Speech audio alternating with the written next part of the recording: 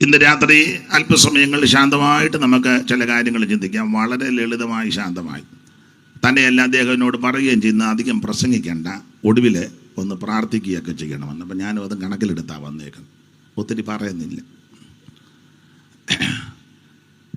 നാളെയും മറ്റന്നാളും വരുന്നവർ ഒത്തിരി പറയട്ടെ.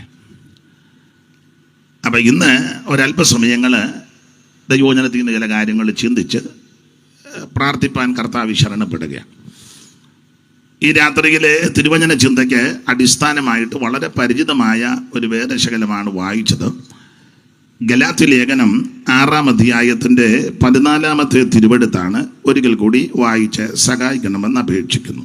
എനിക്കോ നമ്മുടെ കർത്താവായ യേശുക്രിസ്തുവിന്റെ ക്രൂശിൽ അല്ലാതെ പ്രശംസിപ്പാൻ ഇടവരരുത്. കാൽവറി ക്രൂശിൽ കാണും സ്നേഹത്തിൻ പൂർണ്ണത, ശത്രുവാം എന്നെ ദൈവ മിത്രമാക്കിയേ. കാൽവറി ക്രൂശിൽ കാണും സ്നേഹത്തിൻ പൂർണ്ണത, ശത്രുവാം എന്നെ ദൈവം രക്തവും ചിന്തി യേശു എന്നെ രക്ഷിപ്പാനാ. ഈ സ്നേഹസ്വരൂപൻ ആത്മസ്നേഹിതൻ, രക്തവും ചിന്തി യേശു എന്നെ രക്ഷിപ്പാനാ. ഈ സ്നേഹസ്വരൂപൻ ആത്മസ്നേഹിതൻ, ദുഃഖത്തിൽ ആശ്വാസമായി, രോഗത്തിൽ സൗഖ്യമായി, ഓരാ വിപത്തുകളിലെന്നെ ശാശ്വത മാർവോടടച്ചിടും. ഈ സ്നേഹസ്വരൂപൻ ആത്മസ്നേഹിതൻ, ഈ സ്നേഹസ്വരൂപൻ ആത്മസ്നേഹിതൻ, ശാശ്വത ഭുജങ്ങളാൽ മാർവോടടച്ചിടും.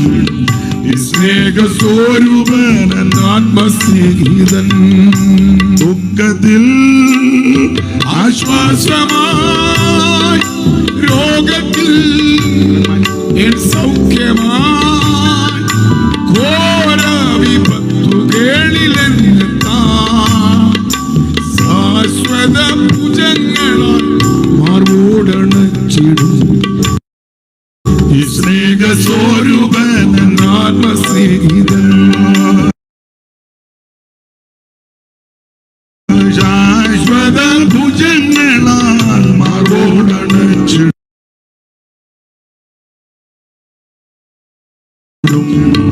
സ്നേഹസ്വരൂപൻ ആത്മസ്നേഹിതൻ, കാൽവറി ക്രൂശിൽ കാണും സ്നേഹത്തിൻ പൂർണ്ണത, ശത്രുവാം എന്നെ ദൈവം മിത്രമാക്കിയേ.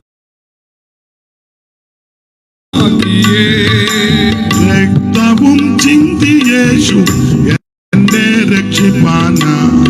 ഈ സ്നേഹസ്വരൂപൻ ആത്മസ്നേഹിതൻ, ഓ രക്തവും ചിന്തി യേശു എന്നെ രക്ഷിപ്പാനാ. ഈ സ്നേഹസ്വരൂപൻ ആത്മസ്നേഹിതൻ, ദുഃഖത്തിൽ ആശ്വാസമായി, രോഗത്തിൽ എൻ സൗഖ്യമായി, ഘോര വിപത്തുകളിലെത്താൻ ശാശ്വത ഭുജങ്ങളാൽ മാറോടണച്ചിടും. ഈ സ്നേഹസ്വരൂപൻ ആത്മസ്നേഹിതൻ, ശാശ്വത ഭുജങ്ങളാൽ മാറോടണച്ചിടും. ഈ സ്നേഹസ്വരൂപൻ ആത്മസ്നേഹിതൻ. നമ്മുടെ കരമുയർത്തി ഒരിക്കൽ കൂടി ദൈവത്തെ മഹത്വപ്പെടുത്താം. വളരെ പരിചിതമായ തിരുവെടുത്താണ് ഇന്ന് രാത്രിയിലെ തിരുവചന ചിന്തയ്ക്ക് അടിസ്ഥാനമായിട്ട് ഈ കൺവെൻഷൻ്റെ പ്രാരംഭ ദിവസം വായിച്ചിരിക്കുന്നത്. വടവാതൂര് നന്നായിട്ട് സുവിശേഷം കേട്ടിട്ടുള്ളയാളാ മൺമറഞ്ഞ ബഹുമാനപ്പെട്ട PM ഫിലിപ്പ് സാറ് അവർകൾ ഈ ദേശത്ത് വന്ന് നന്നായി വേല ചെയ്ത് അനവധി വ്യക്തികൾ ഈ സത്യത്തിൻ്റെ സാക്ഷികളായി മുൻപോട്ട് വരുവാൻ ദൈവം ഇടയാക്കി. അദ്ദേഹത്തിൻ്റെ പിതാവ് പൊടിമല മത്തായിച്ചൻ എൻ്റെ ഓർമ്മ ശരിയെങ്കിൽ എനിക്ക് വന്ന് ആദ്യം തോട്ടക്കാട് ഭാഗത്തെങ്ങാണ്ടാ വന്ന് ഇല്ലയോ? അതിന് ശേഷമായിട്ട് അന്ന് തണങ്കമ്പതിക്കലെ അമ്മ മുമ്പോട്ട് വന്ന്, അങ്ങനെ ചിലരുണ്ട്. അപ്പം അതിന് മുമ്പ് മറിയപ്പള്ളിയിൽ വേല തുടങ്ങി കോട്ടയത്ത്. മറിയപ്പള്ളിയിലെ മല്ലപ്പള്ളിക്കാരൻ മന്തക്കുഴി ജോൺ ഉപദേശി, MM ജോൺ, പരിയാരൻ ജോൺ ഉപദേശി, അദ്ദേഹം വന്ന് പള്ളത്ത് യോഗം നടത്തിയപ്പോൾ വലിയ പറമ്പിലെ ഒരപ്പച്ചൻ ആ യോഗം കയറി ഏറ്റെടുത്തു. അങ്ങനെ പുള്ളി രക്ഷിക്കപ്പെട്ടു. അപ്പം ഇവിടെ വരുന്നതിന് മുമ്പ് അവിടെ തുടങ്ങി. അത് പിന്നെ കുക്ക് സാഹിബിൻ്റെ കൂടെയൊക്കെ ചേർന്ന് മറിയപ്പള്ളി വേല അത് പള്ളം പ്രവർത്തനമായി. മന്തക്കുഴി ജോൺ ഉപദേശിയും കല്ലൂപ്പാറ ജോൺ ഉപദേശി, അങ്ങനെ മറിയപ്പള്ളി പള്ളം പാക്കിൽ ചിലർ മുൻപോട്ട് വന്നു. അതിനോട് കിടപിടിച്ചാണ് തോട്ടയ്ക്കാട്ട് ചിലർ ഈ മാർഗത്തിൽ വന്നു. ബഹുമാനപ്പെട്ട PM ഫിലിപ്പ് അവർകളെ ദൈവം ഈ ദേശത്ത് കൊണ്ടുവന്ന് അദ്ദേഹത്തിൻ്റെ ശുശ്രൂഷയാൽ നിരവധി വ്യക്തികൾ ഈ സത്യത്തിന് സാക്ഷികളായി. അവർ തിരുവചനത്തിൻ്റെ ഉപദേശത്തിൽ വെട്ടി തുറന്ന പാതയിൽ കൂടി നമുക്ക് മുൻപോട്ട് വരുവാൻ ദൈവം കൃപ ചെയ്തു. അതെല്ലാം ഓർത്ത് ദൈവത്തെ സ്തുതിക്കുന്നു. മറ്റു കാര്യങ്ങളൊന്നും ഇപ്പം പറയുന്നില്ല. ദൈവം ഈ ദേശത്തെ വീണ്ടും അനുഗ്രഹിക്കട്ടെ. ഇങ്ങനെ ഈ സ്ഥലത്ത് എനിക്കും സാക്ഷ്യം പറയുവാൻ ഒരവസരം ലഭിച്ചതിൽ ഞാൻ ദൈവത്തെ മഹത്വപ്പെടുത്തുകയാണ്. അതിന് മുഖാന്തരമായ ഈ ടീം പ്രവർത്തകരെയും വിശേഷിച്ച് ഷേണായി പാസ്റ്ററെയും എല്ലാം ദൈവം ഉത്തരോത്തരം അനുഗ്രഹിക്കട്ടെ എന്ന് വീണ്ടും പ്രാർത്ഥിക്കുന്നു. ഇന്ന് രാത്രി അല്പസമയങ്ങൾ വളരെ ശാന്തമായിട്ട് ലളിതമായിട്ട് നമുക്ക് ചിന്തിക്കാം. നാളെയും മറ്റന്നാളുമൊക്കെ വളരെ ശക്തരായ ദൈവദാസന്മാരെയാണല്ലോ ദൈവം ഇവിടെ അയക്കുന്നത്. അവരെ ദൈവം ശക്തമായിട്ട് ഉപയോഗിക്കട്ടെ എന്ന് പ്രാർത്ഥിക്കുന്നു. ഈ ദിവസങ്ങളിലൊക്കെ യാത്രയും ബന്ധപ്പാടും ശുശ്രൂഷകളും ഉണ്ട്. നിങ്ങളുടെ വിലപ്പെട്ട പ്രാർത്ഥന വീണ്ടും അപേക്ഷിക്കുന്നു. ദൈവം നിങ്ങളെയും അനുഗ്രഹിക്കട്ടെ. ഇന്ന് രാത്രിയിലെ തിരുവചന ചിന്തയ്ക്ക് അടിസ്ഥാനമായിട്ട് വായിച്ചത് ഗലാത്യ ലേഖനം 6-ാം അധ്യായത്തിൻ്റെ 14-ാമത്തെ തിരുവെഴുത്താണല്ലോ. എനിക്കോ നമ്മുടെ കർത്താവായ യേശു ക്രിസ്തുവിന്റെ ക്രൂശിലല്ലാതെ പ്രശംസിപ്പാൻ ഇടവരരുത്. ഇന്ന് രാത്രി ദൈവകൃപയിൽ ശരണപ്പെട്ട് ശാന്തമായിട്ട് ഇത് ആദ്യ ദിവസമാണ്, സുവിശേഷ യോഗമാണ്. തന്നെയുമല്ല അന്തരീക്ഷം ഇതാണ്, തന്നെയുമല്ല അധികം പ്രസംഗിക്കണ്ടെന്ന് പറയുകയും ചെയ്തു. അപ്പോൾ ഇതെല്ലാം കൂടെ കണക്കിലെടുത്ത് നമുക്ക് ലളിതമായിട്ട് ചില കാര്യങ്ങളൊന്ന് ചിന്തിക്കാം. അതിനുശേഷം പ്രാർത്ഥിക്കാൻ കർത്താവ് ശരണപ്പെടുകയാണ്.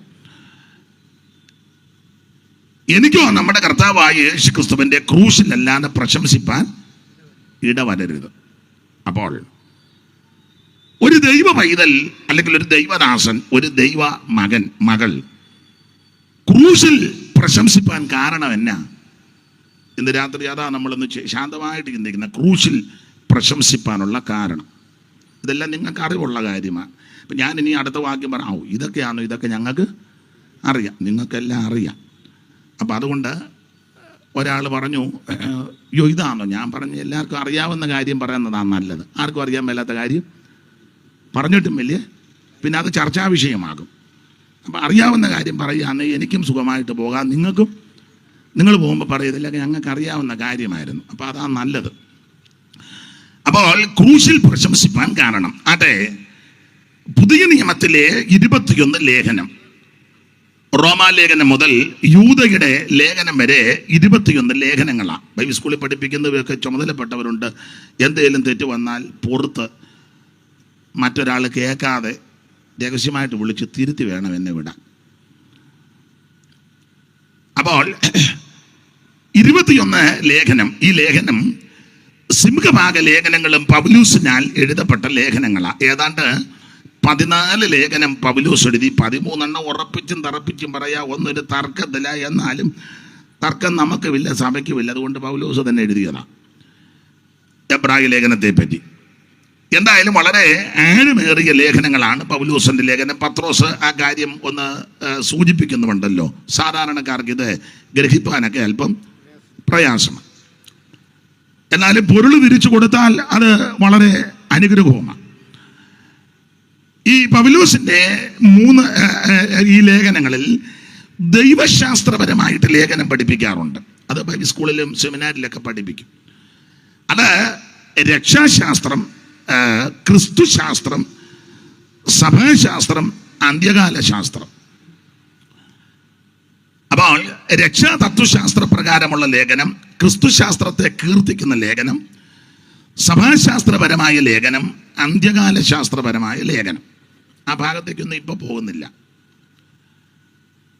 അപ്പോൾ തന്നെ പൗലോസിന്റെ 3 ലേഖനങ്ങൾ നാടൻ ഭാഷ പറഞ്ഞ തർജ്ജന ലേഖനങ്ങളാണ്. 3 ലേഖനം: ഗലാത്യ ലേഖനം, കൊരിന്ത് ലേഖനം, എബ്രായ ലേഖനം. ഇത് 3ഉം തർജ്ജന ലേഖനങ്ങളാണ്. 3 ലേഖനം.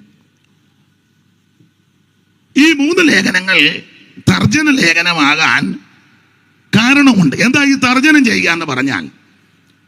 മനസ്സിലാകുന്ന ഭാഷ പറഞ്ഞാൽ, ഒരുവൻ ക്രമം കെട്ട് വഴി വിട്ട് വ്യവസ്ഥ തെറ്റി പ്രമാണം വിട്ട് അവനെ വല്ലാതെ കണ്ടു പോയാൽ അവനെ മുടക്കുകയല്ല, ഒടുക്കുകയല്ല, നശിപ്പിക്കുകയല്ല, അവൻ്റെ അടുക്കൽ ചെന്ന് സൗമ്യമായിട്ട് കാര്യങ്ങൾ പറഞ്ഞ് അവനെ ബോധ്യപ്പെടുത്തി മടക്കി വരുത്തി യഥാസ്ഥാനത്താക്കണം. അതിന് പൗലോസ് ഒരു പ്രയോഗവും കൊടുത്തിട്ടുണ്ട്. 6-ാം അധ്യായത്തിൻ്റെ 1-ാം വാക്യമാ. എങ്കിലും ഒന്ന് വായിച്ചു തരും. ദൈവദാസനാണോ എനിക്ക് വായിച്ചു തരുന്നേ? സഹോദരന്മാരെ, ഒരു മനുഷ്യൻ വല്ല തെറ്റിലും സഹോദരന്മാരെ, ഒരു മനുഷ്യൻ വല്ല തെറ്റിലും അകപ്പെട്ടു പോയാൽ, പോകരുത്, അഥവാ പോയാൽ നിങ്ങൾ അടിയന്തര കമ്മിറ്റി കൂടി അവന്റെ മേൽ നടപടിയെടുത്ത് അവനെ ഒതുക്കണം. അങ്ങനെയാണോ? പിന്നെ സാറേ അല്ല, സാറ് വായിച്ചു. ആത്മീകരായ നിങ്ങൾ. അപ്പോൾ നടപടി എടുക്കേണ്ട ആൾക്കാര് ആത്മീകരായിരിക്കണം. ഇപ്പൊ നേരെ തിരിച്ചാ ഗുണ്ടായുസമുള്ളവനാ നടപടി എടുക്കാൻ വരുന്നേ. ഞാൻ ആരെ ഉദ്ദേശിച്ചൊന്നും പറയുന്നതല്ല, അങ്ങ് പറയുക. ഷേണായി പാസ്റ്റേ മിക്കവാറും ഞാൻ ഇന്ന് ഇച്ചിരി പ്രസംഗിക്കും. ദൈവത്തിന് മഹത്വം. അപ്പോൾ സഭയ്ക്കകത്തെ പ്രസാദ പാസ്റ്ററിനെ രൂക്ഷമായിട്ട് നോക്കുന്നു. എന്താ? ഒരുവൻ ആത്മീകനായ ഒരുവൻ തെറ്റിപ്പോയാൽ അവനെ യഥാസ്ഥാനത്താക്കുന്നത് വെട്ടിപ്പും തട്ടിപ്പും ഉരുട്ടും പെരട്ടും മറുപ്പും തിരിപ്പും വളപ്പും പുളപ്പും കാണിക്കുന്നവനല്ല. ആത്മീകരായിരിക്കണം ചെല്ലണ്ടേ. ആത്മീകരായ നിങ്ങൾ അങ്ങനെയുള്ളവൻ. ഏതാ? തെറ്റിപ്പോയവനെ, അബദ്ധം വന്നവനെ, പാളിപ്പോയവനെ. ആത്മീകരായ നിങ്ങൾ അങ്ങനെയുള്ളവനെ സൗമ്യതയുടെ ആത്മാവിനാൽ യഥാസ്ഥാനപ്പെടുത്തുവിൻ. അടുത്തൊരു പദവും കൂടെ നമുക്കെല്ലാം വളരെ ശ്രദ്ധിക്കുക. നീയും പരീക്ഷയിൽ അകപ്പെടാതിരിപ്പാൻ അവന്റെ കുടി നിർത്താൻ പോയിച്ച് നീ പിന്നെ ഷാപ്പിൽ നിന്ന് ഇറങ്ങാതിരിക്കരുത്. അവനെ ചാർമിനാറാ വലിച്ചത്. അവന്റെ വലി നിർത്തിയപ്പോ നീ മുടി പഞ്ഞിയുള്ളതാണ്ടുണ്ടല്ലോ, എന്തേലും ആട്ടെ, നീ കുഴയരുത്. ആത്മീകരാകുന്ന നിങ്ങൾ അവനെ യഥാസ്ഥാനപ്പെടുത്തണം. നീയും പരീക്ഷയിൽ. ഇതാണ് പ്രമാണം. അല്ലാതെ അവനെ മുടക്കാനും മുടക്കകത്ത് കൊടുക്കാനും അവനെ ഒടുക്കാനും അതൊന്നും അല്ല നടപടി. അതവിടെ നിൽക്കട്ടെ. അപ്പോൾ ഈ 3 ലേഖനം തർജ്ജന ലേഖനമാണ്. ഗലാത്യ ലേഖനം, കൊരിന്ത് ലേഖനം, എബ്രായ ലേഖനം. അപ്പൊ തർജ്ജനം ചെയ്യാന്ന് പറഞ്ഞാൽ മനസ്സിലാകുന്ന ഭാഷയല്ല. ഞാനതിൻ്റെ മൂലഭാഷയും അതിൻ്റെ ഭാഗത്തേക്കൊന്നും പോകുന്നില്ല. അതൊക്കെ അവർ പൊക്കോളും. ഇന്നാൾ പറഞ്ഞ പോലെ വയ്യാത്ത പട്ടി എന്തിനാ കയ്യാല കയറുന്നേ? എന്നെ കൊണ്ട് ഒക്കുന്നത് മതിയല്ലോ.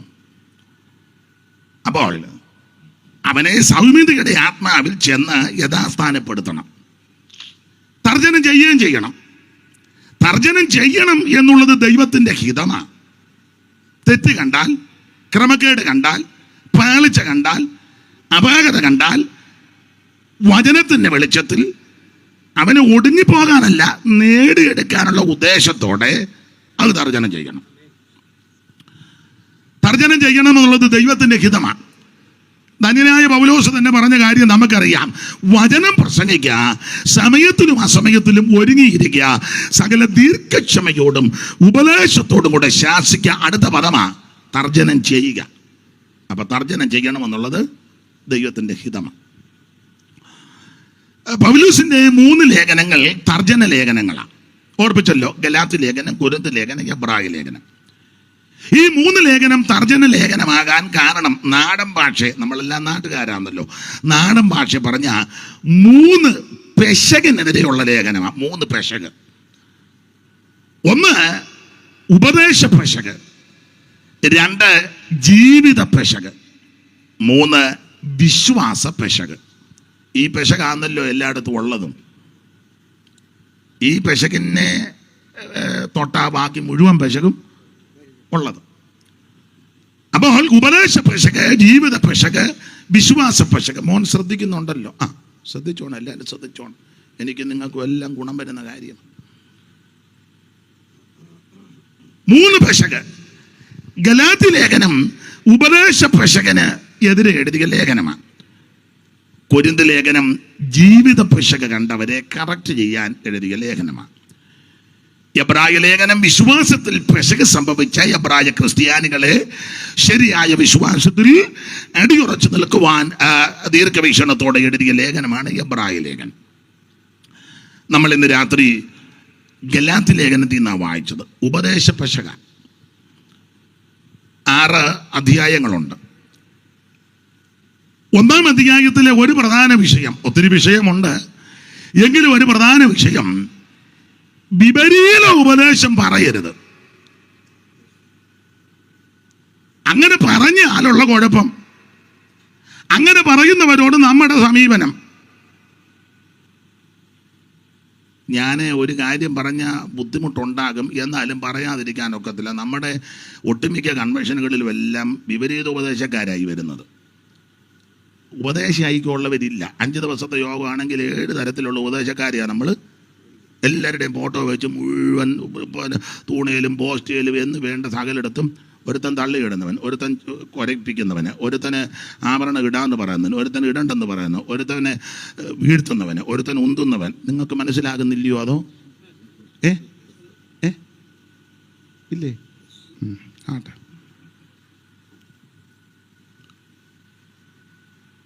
ഇങ്ങനെ വിപരീത ഉപദേശം പറയുന്നവൻ, പുസ്തകം പഠിപ്പിക്കുന്നത് അവൻ ശപിക്കപ്പെട്ടവനാ. എല്ലാ വാക്യവും എടുത്ത് വായിപ്പിക്കണ്ട സാറേ. 9-ാം വാക്യം ഒന്ന് വായിച്ചു ദൈവദാസനെ. 9 അറിവുള്ള വാക്യമെങ്കിലും ഞാൻ പറയുന്നത് വചനത്തിൽ നിന്നാണ് ഒന്ന് അറിയണം. ചെല്ലി പറഞ്ഞ അയാൾ വചനം ഒന്നും പറയുകയല്ലെന്ന എന്നെപ്പറ്റി. അയാൾ വായി വരുന്നതെല്ലാം നീ പോടാ വാക്യാ വായിക്കുന്നത്. 9 വായിച്ചേ, അവൻ കേൾക്കട്ടെ. ഞങ്ങൾ മുൻ പറഞ്ഞതുപോലെ ഞാൻ ഇപ്പോൾ പിന്നെയും പറയുന്നു, നിങ്ങൾ കൈക്കൊണ്ട സുവിശേഷത്തിന്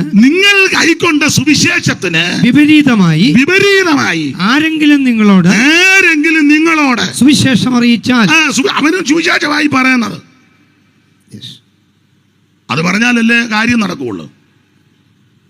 ആരാലും വിപരീത ഉപദേശമേ സുവിശേഷം അറിയിച്ചാൽ അവൻ ശപിക്കപ്പെട്ടവനാ. ശാപം പിടിച്ചവന്റെ എടുക്ക പോകരുത്. ശാപം പിടിച്ചവനെയെല്ലാം വിളിച്ച് തേജാലും. ഞാൻ പറഞ്ഞ വാവുകുട്ടിക്ക് പിടി കിട്ടുന്നുണ്ടോ? മതി. എന്നെ പ്രസാദ് മാസ്റ്റർക്ക് കഴിഞ്ഞ കൺവെൻഷൻ കഴിഞ്ഞപ്പോൾ ദുഃഖം. സന്തോഷിച്ചിരിക്കും.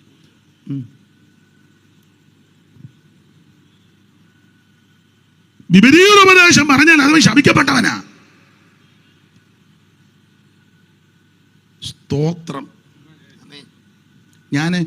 എനിക്ക് ദൈവദാസൻ വായിച്ചു തരുന്നതിൽ അല്പ ഖേദമുണ്ട്. കാരണം എന്നെക്കാളും ശ്രേഷ്ഠനായ ഈ കർത്തൃദാസൻ എനിക്ക് വായിച്ചു തരുമ്പം എനിക്കൊരു ബുദ്ധിമുട്ട്. പാസ്റ്റർക്ക് കുഴപ്പമില്ലല്ലോ, ദൈവത്തിന് മഹത്വം. ആട്ടെ, ഇന്ന് ഭാഗ്യം പാസ്റ്റർക്ക് ഉണ്ടാകട്ടെ. കാരണം വായിച്ച് കേൾപ്പിക്കുന്നവൻ ഭാഗ്യമുള്ളവനാണ്. അപ്പൊ ശ്രദ്ധിക്കുക, വിപരീത ഉപദേശം പറഞ്ഞാൽ അത് ശപിക്കപ്പെട്ടതാ, ശാപമാ. ഈ തിരുവെടുത്ത് പഠിക്കുമ്പോൾ ശാപം വരാൻ ഒത്തിരി കാര്യം. നമ്മൾ പെന്തിക്കോസുകാരുടെ ഉപദേശവും പഠിപ്പീരുമെല്ലാം രക്ഷിക്കപ്പെട്ടതോടുകൂടി മുഴുവൻ ശാപവും മാറി. അതങ്ങനെ രക്ഷിക്കപ്പെട്ട അന്ന് വരെ അതിനു മുമ്പ് ചെയ്ത സകല അനീതികളും പാപങ്ങളും യേശുവിന്റെ പരിശുദ്ധ രക്തത്താൽ നീങ്ങുക. പ്രവാചകന്റെ ഭാഷ പറഞ്ഞ അത് മുഴുവൻ സമുദ്രത്തിന്റെ ആഴത്തിലിട്ടിരിക്കുക. എന്നാൽ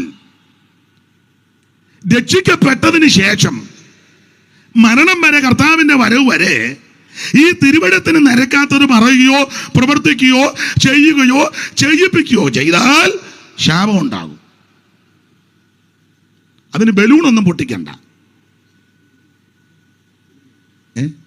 അങ്ങനെയൊക്കെ ഉണ്ട്. ശാപം മുറിക്കുന്നു, ശാപം പൊട്ടിക്കുന്നു. ഇവനെല്ലാം വട്ടുകേസുകൾ ഒത്തിരി ഉണ്ട്. ഒരു കാര്യം പറയാം, രക്ഷിക്കപ്പെടുന്ന അന്ന് വരെ ചെയ്തു കൂട്ടിയ മുഴുവൻ പാപങ്ങളും അകൃത്യങ്ങളും അനുദപിച്ച് ഏറ്റുപറഞ്ഞ് ഉപേക്ഷിച്ച് യേശുവേ അവിടുത്തെ പരിശുദ്ധ രക്തത്താൽ എന്നെ കഴുകണം, എൻ്റെ പാപങ്ങളെ മോചിക്കണം, അവിടുന്ന് എൻ്റെ പാപങ്ങളെ മോചിക്കുവാൻ അവൻ ശക്തനും വിശ്വസ്തനും നീതിമാനുമാണെന്ന് ബോധ്യം വരുന്നു, എൻ്റെ ഉള്ളത്തിലേക്ക് വരണം, എന്നെ അവിടുത്തെ രക്തത്താൽ കഴുകണമെന്ന് ഏത് മഹാപാപിയും അനുതാപഹൃദയത്തോടെ പറയുമ്പോൾ അവൻ്റെ പാപത്തെ യേശു ക്ഷമിക്കും. അവന്റെ പുത്രനായ യേശു ക്രിസ്തുവിന്റെ രക്തം സകല പാപവും പോക്കി നമ്മെ ശുദ്ധീകരിക്കും. അതാ പ്രമാണം. എന്നാൽ ഇതിനകത്ത് വന്നതിന് ശേഷം ശാപമെല്ലാം മാറി. നമുക്ക് ഒരു പാട്ടുണ്ട്, നീങ്ങിപ്പോ എൻ്റെ, അങ്ങൊരു പാട്ടില്ലേ മോനെ, ഒരു പരിപാടിക്ക് ആരാ മോനാണോ പാടുന്നത്? ആ പെട്ടെന്ന് പാടും, നേരമില്ല. നീങ്ങിപ്പോ എന്റെ ശാപങ്ങൾ, മാറിപ്പോ എന്റെ ശാപങ്ങൾ, സൗഖ്യമായ എന്റെ രോഗങ്ങൾ യേശുവിൻ നാമത്തിൽ. നീങ്ങിപ്പോ എന്റെ പാപങ്ങൾ, മാറിപ്പോ എന്റെ ശാപങ്ങൾ, സൗഖ്യമായ എന്റെ രോഗങ്ങൾ യേശുവിൻ നാമത്തിൽ. പോകരുത്, അവിടെ നിൽക്കുക. നല്ല വരികളാ. പാട്ടുകാരൻ എഴുതിയതിന്റെ ഉദ്ദേശം, അദ്ദേഹം ഏതോ വിഷയത്തിൽ ഭാരപ്പെട്ടും വ്യാകുലപ്പെട്ടും അയ്യോ ഈ ശാപമെല്ലാം എങ്ങനെ തീരുമെന്നൊക്കെ ചിന്തിച്ചു. പക്ഷെ അത് മുഴുവൻ അദ്ദേഹം ഏറ്റുപറഞ്ഞ് ഉപേക്ഷിച്ച് കഴിഞ്ഞപ്പോൾ യേശു അത് ക്ഷമിച്ചു. അതിന്റെ വെളിച്ചത്തിലായിരിക്കാം ഈ വരി പാടിയതെന്ന്. അങ്ങനെയാണോ മോനെ? നമ്മുടെ ഹസ്ബൻഡാ? ആ, പേരെന്തുവാ? അങ്ങനെയാണോ എഴുതിയേ? ആ, ദൈവത്തിന് മഹത്വം. അയ്യോ എനിക്കറിയത്തില്ലായിരുന്നു, കൃത്യ ആളെ കൊണ്ട് പാടിപ്പിച്ചല്ലോ. അപ്പോൾ ആ മാന്യ കർത്തദാസൻ ഏതോ വിഷയത്തിൽ ഭാരപ്പെട്ട് വ്യാകുലപ്പെട്ടിരുന്നപ്പോൾ കർത്താവിനോട് ഏറ്റു പറഞ്ഞു. ദൈവം അത് ക്ഷമിച്ചു. ആ ക്ഷമ മനസ്സിലാക്കി ശാന്തതയും സമാധാനവും അനുഭവിച്ചപ്പോൾ എഴുതിയ വരിയാകും. അങ്ങനല്ലയോ? ആ, നമ്മളും ഇരുന്ന് പാടുക. നീങ്ങിപ്പോ എൻ്റെ പോകുകയല്ല. അദ്ദേഹത്തിന്റെ ആ വിഷയം ദൈവം പരിഹരിച്ചു. സന്തോഷത്തോടെ അദ്ദേഹത്തെ എഴുതി. എന്നാ നിങ്ങളിരുന്ന്, ഞാൻ വിളിക്കുമ്പോൾ വന്നാൽ മതി. എന്നാൽ നീ വചനത്തിനും ഉപദേശത്തിനും പ്രമേണത്തിനും നിരക്കാത്തത് പറഞ്ഞാൽ, ചെയ്താൽ, പ്രവർത്തിച്ചാൽ ശാപം ഉണ്ടാകും. ഉണ്ടാകും. ഈ തിരുവെടുത്ത് പഠിക്കുമ്പോൾ ശാപം വരാൻ പല കാര്യമുണ്ട്. ഒന്ന് രണ്ട് വാക്യം ഒന്ന് വായിച്ചോ. 11:1 യെരമ്യാവ് 11:1-2 അറിവുള്ള വാക്യമാ എങ്കിലും ഒന്ന് വായിച്ചോ. വേദപുസ്തകമല്ലേ? യിരെമ്യാവ് 11:1-2. യഹോവയിൽ നിന്ന് യിരെമ്യാവിനുണ്ടായ അരുളപ്പാട്, ഈ നിയമത്തിന്റെ വചനങ്ങളെ ശ്രദ്ധിച്ചേ, ഈ നിയമത്തിന്റെ വചനങ്ങളെ നിങ്ങൾ കേട്ട് യഹൂദ പുരുഷന്മാരോടും യെരൂശലേം നിവാസികളോടും പ്രസ്താവിക്കണം. പിന്നെ നീ അവരോട് പറയേണ്ടത് എന്തെന്നാൽ ഇസ്രായേലിന്റെ ദൈവമായ യഹോവ ഇപ്രകാരം അരുളി ചെയ്യുന്നു, ഈ നിയമത്തിൻ വചനങ്ങളെ കേട്ട് അനുസരിക്കാത്ത മനുഷ്യൻ ശപിക്കപ്പെട്ടവൻ. അതാ, ഇത് കേട്ടാ പോരാ, കേട്ടിട്ട് അനുസരിക്കണം. ഈ കേൾക്കുന്ന വചനം അനുസരിച്ചില്ലെങ്കിൽ ശാപമാ. അത് എനിക്കും ശാപമാ, നിങ്ങൾക്കും. അങ്ങനെയാണെങ്കിൽ പിണങ്ങാതിരിക്കാമെങ്കിൽ ഒരു കാര്യം പറയാം, പിണങ്ങിയാലും ഒന്നുമില്ല. കൂടുതൽ ശാപം വരുന്ന ഏതെനത്തിൽപ്പെട്ടവർക്കാണെന്ന് നിങ്ങൾ ചിന്തിച്ചു. സ്തോത്രം. ഇതുപോലെ കേൾക്കുന്ന ആൾക്കാർ എവിടെ ഇരിക്കുന്നു? എന്തും വേണ്ട വാക്ക് കേൾക്കുന്നേ. സ്തോത്രം. തന്നെത്താനൊന്ന് ശോധന ചെയ്യണം.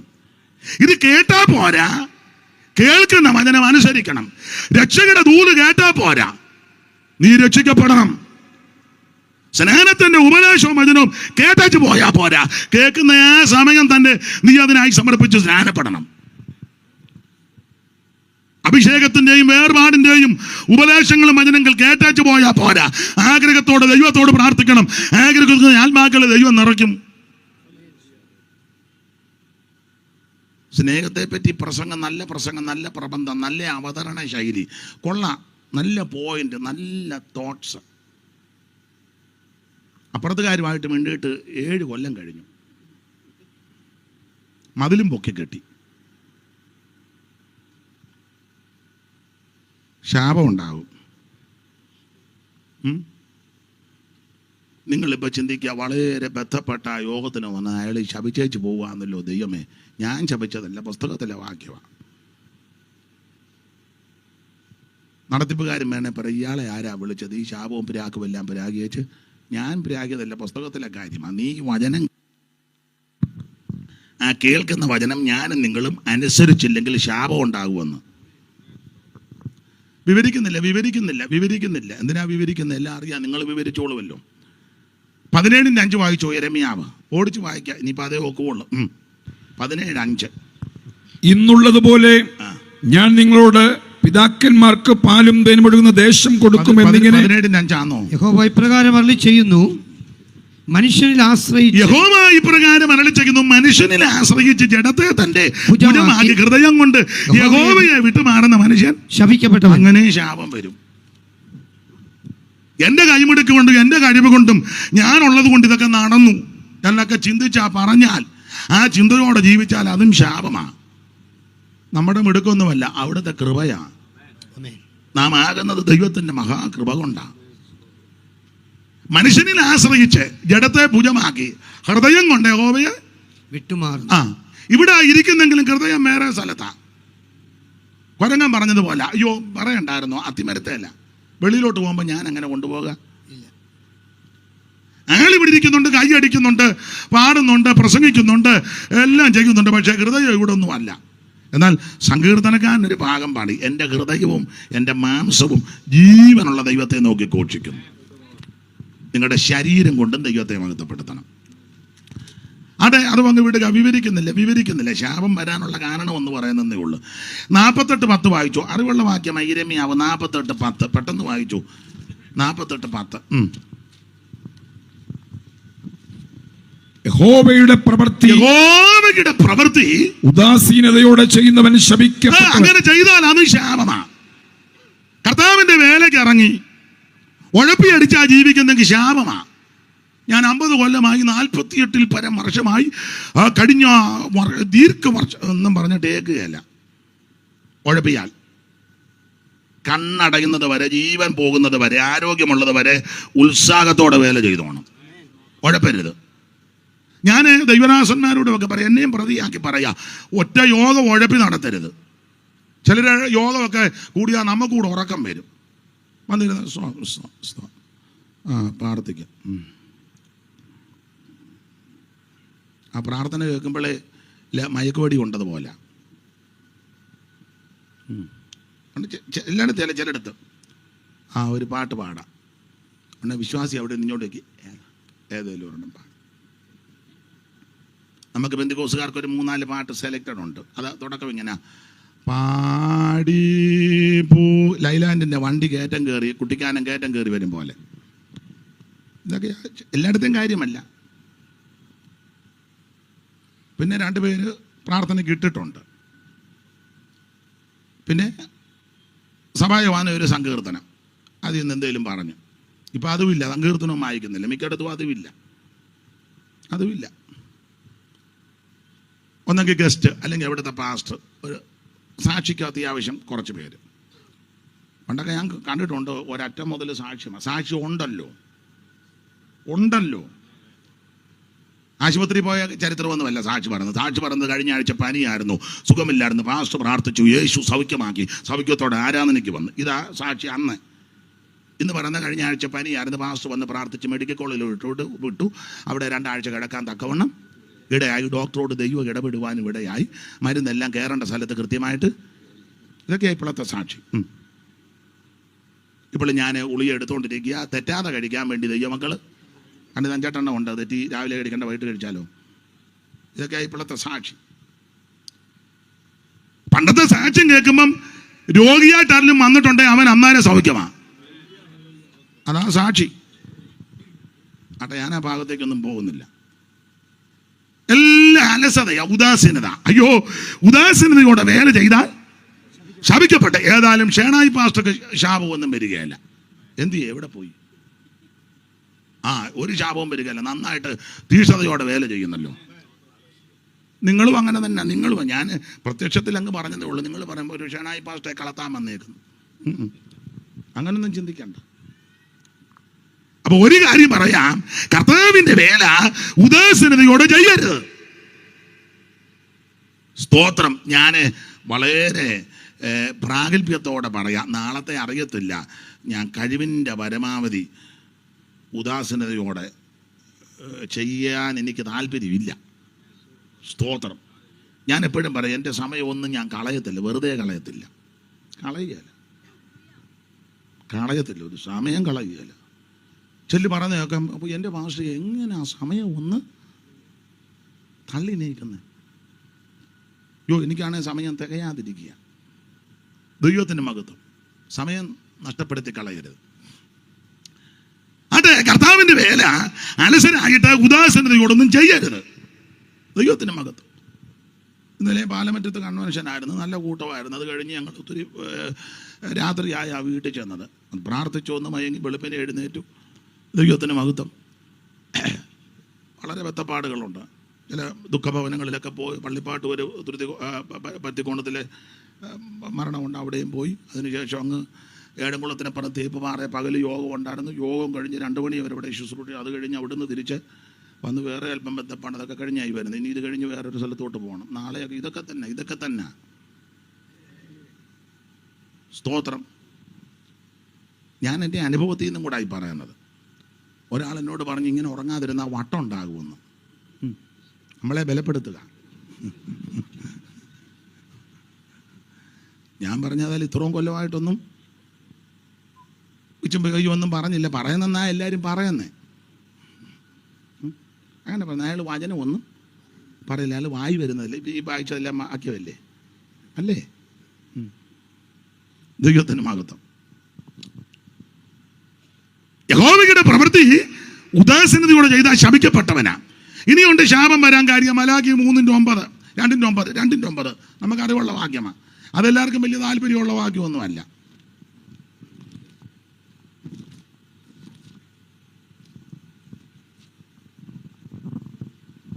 അങ്ങനെ നിങ്ങൾ എൻ്റെ വഴികളെ പ്രമാണിക്കാതെ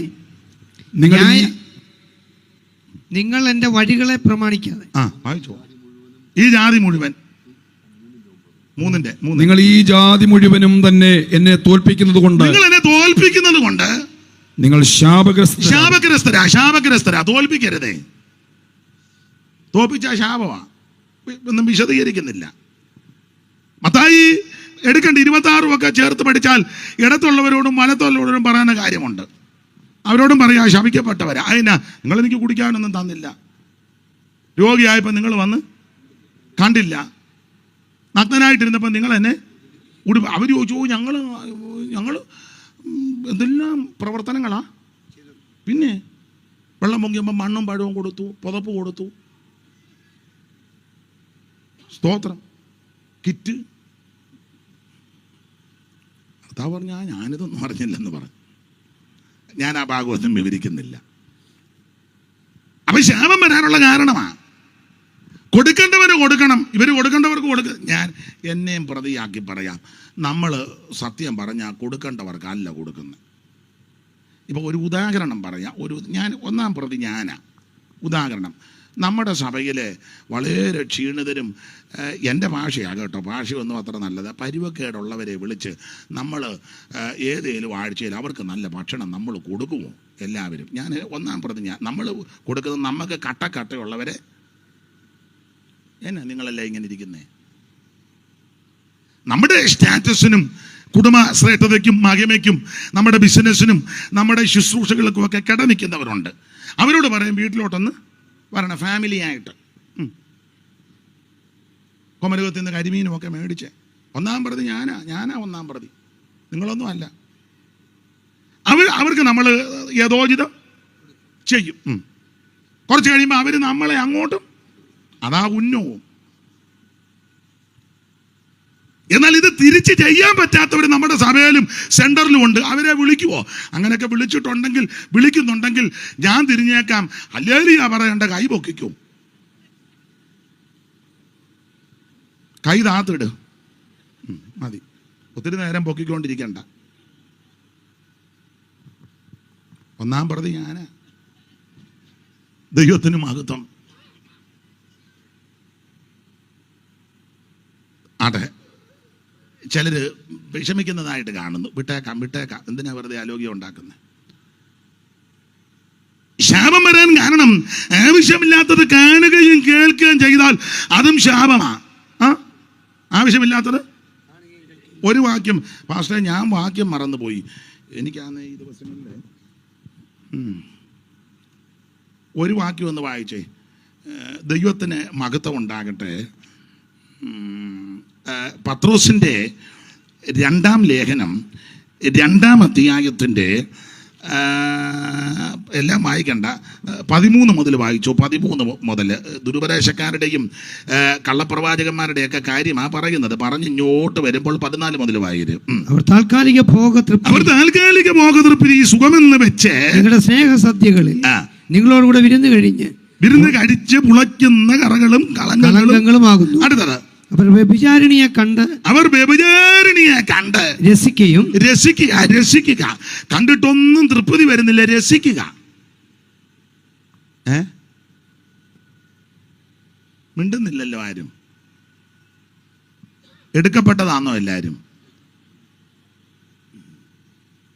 കണ്ടങ്ങ് പണ്ടൊക്കെ വണ്ടിക്കൂലി മുടക്കി കോട്ടയത്ത് പോകണം കാണാൻ.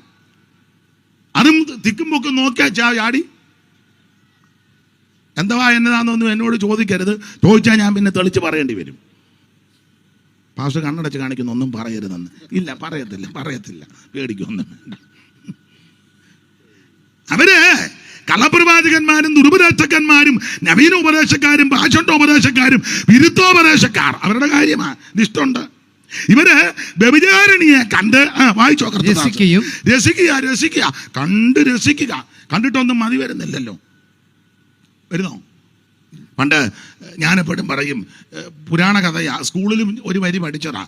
നമ്പ്യാരുടെ ഫലിത സാമ്രാട്ടാണല്ലോ അദ്ദേഹം എഴുതിയ കല്യാണ സൗഗന്ധികം. അപ്പം അതിനകത്ത് ഭീമൻ ഭാര്യയ്ക്ക് പൂ പറിക്കാൻ പോയി. പൂവിൻ്റെ പേരും മറന്നുപോയി. കല്യാണ സൗഗന്ധികം. പൂ പറിക്കാൻ പോയി. അപ്പോൾ അത് പൂ പറിക്കാനായിട്ട് പോയി. അന്ന് ദൂരെ വെച്ച് തടസ്സങ്ങളൊക്കെ ഒത്തിരി വന്നെന്നാ പഠിച്ചതാ. വഴിയിൽ ഒരു കുരങ്ങനും കടന്നു. അങ്ങോട്ട് മാറാൻ പറഞ്ഞ പുള്ളി പറഞ്ഞ് ഗത കൊണ്ട് അങ്ങോട്ട് മാറ്റി വെച്ച് അങ്ങ് നടന്നു പോകാൻ പറഞ്ഞു. ആരോഗ്യമുണ്ടല്ലോ, ഗതയും കയ്യിലുണ്ടല്ലോ. പുള്ളി ഗത കൊണ്ട് പൊക്കി വെച്ചൊന്നും മാലനങ്ങുന്നില്ല. പഠിച്ചതല്ലേ, സാമേ പഠിച്ചതല്ലേ. പഠിച്ചതാ. അപ്പോൾ ഇയാൾ ഇങ്ങനെ ഇളക്കിയിട്ടൊന്നും ഈ വാല അനങ്ങുന്നില്ല. പുള്ളി അവിടെ ചരിഞ്ഞ് കിടന്നുകൊണ്ട് പുള്ളിയോട് ചോദിച്ചു, മുറിയുന്നെന്തടോ ഭീമ, ഗതയോ നമ്മുടെ വാലോ. അത് കേട്ടപ്പോൾ പുള്ളിക്ക് പിന്നെ ഇളക്കമായി. ചുരുക്കി പറഞ്ഞാൽ ഇതെല്ലാം കഴിഞ്ഞ് പുള്ളി അവിടുത്തെ പ്രശ്നമെല്ലാം പരിഹരിച്ച് അങ്ങ് ചെന്നു. അപ്പം ചെന്നപ്പം ആ പൂ കണ്ടു. കുളത്തിനകത്ത് പൂ കാണുക മാത്രമല്ല, അതിനു മുന്നേ വേറെ ഒത്തിരി കണ്ടു. അത് നമ്പ്യാർ കൊടുത്തിരിക്കുന്നത് ഇങ്ങനെ: കല്ലോലജാലം കളിക്കുന്ന കണ്ടു, കമലമണി നിറമുടയ കമലമത് കണ്ടു. എല്ലാം പുള്ളി കാണുക. ഇതും കാണുകയായിരുന്നു. കണ്ട് രസിച്ചെന്ന് ഭീമൻ രസിച്ചതുപോലെ കല്ലോലജാലം കളിക്കുന്ന കണ്ടു, കമലമണി നിറമുടയ കമലമത് കണ്ടു. കല്യാണിമാരും കുളിക്കുന്ന കണ്ടു, അതും കണ്ടു. പൊല്ലുമേക്കൊട്ട് ചട്ടില ജലവട്ടവും അത് കണ്ടു. അന്നങ്ങളങ്ങൂ പറക്കുന്ന കണ്ടു, അതും കണ്ടു. അനതരനമവയൊട്ടയ്ക്ക് നടനമത് കണ്ടു. ഐരാവതം വന്നിറങ്ങുന്ന കണ്ടു, അതും പുള്ളി കണ്ടു. മാരാരിക്കൂത്തൻ മതിക്കുന്ന കണ്ടു. ഗന്ധദ്വീപം വന്നിറങ്ങുന്ന കണ്ടു, എല്ലാം പുള്ളി കണ്ടു എന്ന് പറഞ്ഞ പോലെ ഇവരും ഇതാ വ്യഭിചാരിണിയെ കണ്ടു. ഒന്നുകൂടെ വായിച്ചു. അവർ വ്യഭിചാരിണിയെ കണ്ട് രസിക്കുകയും. അയ്യോ, രസിക്കുക. പാതിരാത്രി ആയാലും രസം തീരുന്നില്ല. എപ്പോൾ നോക്കിയാലും ഉണ്ട്, ലൈനിലുണ്ട്. സഭായത്തിനിരിക്കും അങ്ങ് കുടുന്നു പോകുക, വേനക്കുരു വന്നതുപോലെ. സഭായം 12:30 കഴിഞ്ഞാൽ ഉടനെ കുടുന്നു പൊങ്ങുക. ഇത് മുതുപാതിര വരെ ഇതിരുന്ന് കണ്ടിട്ടും കണ്ണിലാന്ന് ഉറക്കം വന്നു, കണ്ണെല്ലാം ചെല്ല് കണ്ട് നെഞ്ചത്ത് വെച്ചങ്ങ് അതങ്ങ് അവിടെ തന്നെ ഇരിക്കുക. ഒന്നേ ഭർത്താവില്ലേ, ഭാര്യ അല്ലേ, പിള്ള ആരേലും വന്നെടുത്ത് പിന്നെ ഞാൻ കള്ളവൊന്നുമല്ല പറയുന്നത്. കണ്ടു വ്യഭിചാരിണിയെ കണ്ട്, പിന്നെ വ്യഭിചാരിണിയെ കണ്ട് രസിക്കുകയും പാപം കണ്ട് തൃപ്തിപ്പെടാതിരിക്കുകയും ചെയ്യും. അയ്യോ, ഇത് കണ്ടിട്ടൊന്നും തൃപ്തി വരുന്നില്ല. തൃപ്തിപ്പെടാതിരിക്കുകയും ചെയ്യുന്ന കണ്ണുള്ളവരും സ്ഥിരമില്ലാത്ത ദേഹികളെ വശീകരിക്കുന്നവരും ദ്രവ്യാഗ്രഹത്തിൽ അഭ്യാസം. അയ്യോ, നല്ല അഭ്യാസമാ ദ്രവ്യാഗ്രഹത്തില്. അവന്റെ പോക്കറ്റ് ഇരിക്കുന്നത് നമ്മുടെ ബാഗിനകത്ത് വരുത്താൻ നല്ല അഭ്യാസം തികഞ്ഞവര്. കോടിക്കണക്കിനുള്ളവരും കൺവെൻഷനോ അല്ലെങ്കിൽ മറ്റു യോഗത്തിനൊക്കെ പൊതുവിൽ അവർക്ക് സമയം കൊടുത്ത് അവരും എഴുന്നേറ്റ് പറയുന്നത് ദൈവനാമത്തിന് മുഖത്തും ഉണ്ടാകട്ടെ, ദൈവം നടത്തുന്നു. കഴിഞ്ഞ ആഴ്ചയും 2 കവർ പാല് മേടിക്കുവാൻ വളരെ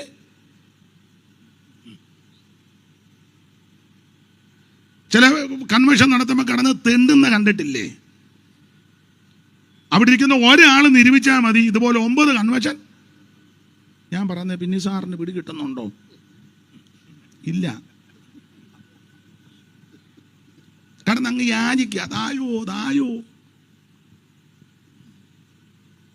നല്ല അഭ്യാസം തികഞ്ഞ ആൾക്കാരുണ്ട്. ഞാൻ വിവരിക്കുന്നില്ല. അഭ്യാസം തികഞ്ഞ ദിവ്യാഗ്രഹത്തിൽ അഭ്യാസം തികഞ്ഞ ഹൃദയമുള്ളവരുമായ ശാപയോഗ്യന്മാർ. അവര് ശപിക്കപ്പെട്ടവരാ. അങ്ങനെയുള്ളവർ ശപിക്കപ്പെട്ടവരാ. ആവശ്യമില്ലാത്ത കാണുവാൻ നിന്റെ കണ്ണ് വിനിയോഗിക്കരുത്, കേൾക്കാൻ ചെവിയും ചായിക്കരുത്. ഒരു പഴയ പാട്ടിന്റെ വരിയുണ്ട്, അറിയാമെങ്കിൽ പാട്. മായയെ നോക്കാതെ വണ്ണം മമ കൺകൾ നീ തിരിച്ചു. മായയെ നോക്കാതെ വണ്ണം മമ കൺകൾ നീ തിരിച്ചു. മകൾ ഗുരു നിൻ വഴിയിൽ എന്നെ നടത്തണമേ. മകൾ ഗുരു നിൻ വഴിയിൽ എന്നെ നടത്തണമേ. ഇന്നത്തെ എൻ ക്രിയകളും വാക്മനോഭാവങ്ങളെല്ലാം, ഇന്നത്തെ എൻ ക്രിയകളും വാക്മനോഭാവങ്ങൾ. നല്ല വരികളാ. എനിക്ക് തോന്നുന്നത് PV തൊമ്മിയുടെ ആണോ TJ വർഗീയ ആശാന്റെ ആണോ എന്നൊരു ഡൗട്ടുണ്ട്, കൃത്യം അറിയത്തില്ല. രാവിലെ ഇതൊക്കെ പാടണം. അല്ല, രാവിലെ ഇരുന്ന് പാടുക. എൻ്റെ വീട്ടിൽ ആകാരം. രാവിലെ ഇത് തന്നെ. കുറയണ്ട. രാവിലെ ഇങ്ങനെയുള്ള ചില പാട്ടുകളൊക്കെ പാടിയ ചെന്ന് പോയേ സുഖമാ. നല്ല വരികളാ. ഇന്നത്തെ എൻ ക്രിയകളും വാക്മനോഭാവങ്ങളെല്ലാം, വാക്കും ക്രിയകളും മനോഭാവവും എല്ലാം അവിടുത്തെ ഹിതം പോലെ ആക്കണമെന്ന് ഞാൻ എപ്പോഴും പറയും. നല്ല പാട്ടുകളുണ്ട്, അതെല്ലാം ഇട്ടേച്ചാ ഇപ്പം ഏതാണോ. ഇപ്പോഴത്തെ എല്ലാ പാട്ടും ഒന്നും മോശമല്ല. ചില പാട്ടുകളുണ്ട്, നല്ല പാട്ടുകളുണ്ട്, എല്ലാം ഒന്നും മോശമല്ല. എന്നാലും പണ്ട് കുഞ്ഞാപ്പിച്ചാൻ അമേരിക്കയിൽ പോകുമ്പം വേറൊരാളെ ശുശ്രൂഷ ചെയ്യിപ്പിച്ച് വെച്ച് പോയി. നമ്മുടെ TH ചെറിയാച്ചൻ ഈയിടെ കടന്നുപോയ കറുകച്ചാല സെൻട്രൽ പാസ്റ്റർ, ബഹുമാന്യ കർത്തദാസൻ, അദ്ദേഹം ഒരാളെ ശുശ്രൂഷ ചെയ്യിപ്പിച്ച് ഞാൻ അമേരിക്കയ്ക്ക് വരുന്നിടം വരെ. അപ്പം അച്ഛൻ അങ്ങ് പോയി. അപ്പോൾ ആ സഭയിലെ വേറൊരു അമ്മ കുറച്ച് നാൾ കഴിഞ്ഞപ്പം, അന്നൊക്കെ എഴുത്താ, ഇപ്പോഴല്ലയോ ഫോണ്, എഴുത്തെഴുതി കുഞ്ഞാപ്പിച്ചായന് എത്രയും സ്നേഹം നിറഞ്ഞ ബഹുമാന്യ കർത്തദാസൻ കുഞ്ഞാപ്പിച്ചായൻ അറിയുന്നതിന് ഇന്നിടത്തെ കൊച്ചമ്മ എഴുതുന്ന കത്ത്. അപ്പോൾ എഴുതിയതിൽ ഒത്തിരി കാര്യം എഴുതിയതിൽ ഒരു വാചകം ഇതാ: ഇവിടെ വിളമ്പിന് യാതൊരു കുറവുമില്ല എന്ന് പറഞ്ഞാൽ ഏൽപ്പിച്ച പുള്ളി നന്നായിട്ട് പ്രസംഗിക്കുന്നുണ്ടെന്നാ. ഇവിടെ വിളമ്പിന് യാതൊരു കുറവുമില്ല, എന്നാലും അമ്മ വിളമ്പുന്നതല്ലയോ നല്ലത്. എന്തിനാ ഒത്തിരി എഴുതുന്നത്? മതി. അച്ചായൻ കത്ത് വായിച്ച ഉടനെ തന്നെ ടിക്കറ്റ് എടുത്ത് ഇഞ്ഞ് വരുമായിരുന്നു നെടുങ്ങാടപ്പള്ളിക്ക്. വന്നില്ലായിരുന്നെങ്കിൽ സഭയെ പ്രശ്നം ഉണ്ടായേനെ. അവരൊക്കെ ബുദ്ധിയുള്ളവരായതുകൊണ്ട് കൊച്ചമ്മ ആരുടെയും പേരും പരാമർശിച്ചില്ല. ആവശ്യമില്ലാത്ത ഒന്നും നമ്മളാന്ന് എല്ലാവരുടെയും പേര് വെച്ച് അങ്ങോട്ട് എഴുതിയാനും ഇൻഷ്യലും തെറ്റാതെ എഴുതാൻ മിടുക്കുള്ള ഒത്തിരി പേരുണ്ട്. വളരെ ബുദ്ധിയോടെ അമ്മ കൈകാര്യം ചെയ്തു. അപ്പൊ ശ്രദ്ധിക്കുക, ആവശ്യമില്ലാത്ത ശാപമൊന്നും ജീവിതത്തിൽ വരരുത്. ഇനി ശാപം വരാൻ ഒത്തിരി കാര്യമുണ്ട്. ആവർത്തന പുസ്തകം 27 ആ 15 മുതൽ താഴോട്ട് വായിച്ചാൽ ശാപത്തിന്റെ നീണ്ട പട്ടികയാ. മാതാപിതാക്കളെ ശുശ്രൂഷിച്ചില്ലെങ്കിൽ ശാപമാ, കുരുടനെ വഴി തെറ്റിച്ചാൽ ശാപമാ, അതിരുമാന്തിയാൽ ശാപമാ. അതെല്ലാം എടുത്ത് വായിച്ചാൽ ഇന്ന് പ്രശ്നമാകും. വേണ്ട, വീട്ടിൽ പോയി വായിരും. നമ്മുടെ വിഷയത്തിൽ വരാം. ഗലാത്യലേഖനം 6:14 വായിച്ചത്. 1-ാമത്തെ അധ്യായത്തിൽ അവൻ ശപിക്കപ്പെട്ടവരുടെ ലിസ്റ്റിട്ടിരിക്കുക ശാപം. 2-ാം അധ്യായത്തിൽ പൗലോസ് പറഞ്ഞു, നിങ്ങൾ നന്നായിട്ടൊക്കെ ഓടി, ഇപ്പം നിങ്ങൾക്ക് പഴയതുപോലെ ഓടാനും പോകാനും ഒന്നും ഒക്കുന്നില്ല. 3-ാം അധ്യായത്തിലേക്ക് വന്നപ്പോൾ പറഞ്ഞു, ക്രിസ്തുയേശുവിനെ ഇത്ര വ്യക്തമായിട്ട് വരച്ചു കിട്ടിയ നിങ്ങളെ ആരായി ശുദ്രം ചെയ്ത് മയക്കിയത്? നിങ്ങൾ എന്നാ ഒരു മന്നത മയക്കോ ഒരു പരുവക്കേടിലൊക്കെ ഇരിക്കുന്നേ? ഇത്ര ക്ലിയർ ആയിട്ടല്ലേ തന്നിരിക്കുന്നേ? എന്തിനാ സങ്കടപ്പെടുന്നേ? 4-ാം അധ്യായത്തിൽ വന്നപ്പം പൗലോസ് പറഞ്ഞു, ഞാൻ നിങ്ങൾക്ക് വേണ്ടി അധ്വാനിച്ചതെല്ലാം വെറുതെ ആയോ എന്ന് എനിക്കിപ്പോൾ ഭയമാ. ഒത്തിരി കഷ്ടപ്പെട്ടും ബന്ധപ്പെട്ടുമാണ് നിങ്ങളെ ഈ മാർഗത്തിൽ കൊണ്ടുവന്നത്. പക്ഷെ ഇപ്പം നിങ്ങളുടെ പോക്കും രീതിയൊക്കെ കണ്ടിട്ട് സങ്കടം തോന്നുന്നത്. കാരണം 4:11 വായിച്ചത്. 4:11 വായിച്ചേ. നിങ്ങൾ ദിവസങ്ങളും അല്ല 11 വായിച്ചേച്ച് 10 വായിക്കും. ഞാൻ നിങ്ങൾക്ക് വേണ്ടി അധ്വാനിച്ചത് വെറുതെയായി എന്ന് ഞാൻ എനിക്കിപ്പോ ഭയം. പൗലോസ് പറയാ, ഒത്തിരി ബന്ധപ്പെട്ടും പ്രയാസപ്പെട്ടൊക്കെയാണ് നിങ്ങളെ ഈ മാർഗത്തിൽ കൊണ്ടുവന്നതേ. പക്ഷെ ഇപ്പം നിങ്ങളുടെ ഇപ്പോഴത്തെ പോക്കും രീതിയും കണ്ടിട്ട് എനിക്ക് പേടിയാണ്. അതിന് കാരണം 10-ാം വാക്യത്തിൽ പറഞ്ഞു, നിങ്ങൾ ദിവസങ്ങളും മാസങ്ങളും കാലങ്ങളും ആണ്ടുകളും എല്ലാം ഇപ്പം നിങ്ങൾ പ്രമാണിക്കുന്നു. പണ്ടൊന്നും ഇതില്ലായിരുന്നു ബെന്തിക്കോസുകാർക്ക്. ഇപ്പൊ ഒത്തിരി പ്രോഗ്രാമാണ് ഇഷ്ടം പോലെ. കാരണം പഴയ പരുവക്കേടെല്ലാം മാറി. അന്ന് എല്ലാവർക്കും ഒന്നും വീടില്ല, എല്ലാവർക്കും വണ്ടിയൊന്നുമില്ല, എല്ലാവർക്കും ബാങ്കിലും ഒന്നുമില്ല, പാസ്ബുക്കുള്ള വിശ്വാസികൾ തന്നെ വിരലിലെണ്ണാവുന്നവരെ ഉള്ള. അന്ന് കാറും ഒന്നുമില്ല, IPCയിലൊന്നും പണ്ട് ആർക്കും എല്ലാവർക്കും ഒന്നും കാറിൽ കേട്ടിട്ടുണ്ട്. ആകെ 2 പേർക്കായിരുന്നു അന്ന് കാറ്. ഒന്ന് മെഴുവേലി ചെറിയാച്ചനും 2 സാറപ്പച്ചനും. അത് സ്വീഡനിൽ പോയിട്ട് തിരിച്ച് വന്നപ്പോൾ സായിപ്പം കണ്ട് കപ്പലല്ല അങ്ങനെയല്ലയോ, പിന്നെ കപ്പലേ കൊടുത്ത് വിട്ടതാ. 2 കാറ് സ്വീഡനിൽ പോയി. സ്വീഡൻ സായിപ്പ് 2 കാറ്. പിന്നെ ബാക്കിയുള്ളവർക്കെല്ലാം മഴക്കാറായിരുന്നു. നമ്മുടെ കാറാ മുറ്റത്തോട്ടിറങ്ങി നോക്കണം, നമ്മുടെ കാറ് വേണ്ട. അതിൻ്റെ ചരിത്രമൊന്നും ഞാനിപ്പോൾ പറയുന്നില്ല. അപ്പം എല്ലാവർക്കും ഒന്നും അങ്ങനെ വലിയ മെച്ചമില്ല. അതുകൊണ്ട് ഇപ്പോൾ നടത്തുന്ന പോലെ ഒത്തിരി പ്രോഗ്രാമുകളൊന്നും അന്ന് ഇല്ല. ബർത്ത്ഡേയും വെഡിങ് ആനിവേഴ്സറിയും സപ്തതിയും ഷഷ്ടിയും പിന്നെ പൊന്നാട അണിയിക്കുന്നതും ബൊക്ക കൊണ്ട് കൊടുക്കുന്നതും ഇരുത്തി ഉണ്ടല്ലോ ഓരോന്ന്. എന്തുവാ അതിന് പറയുന്നത്?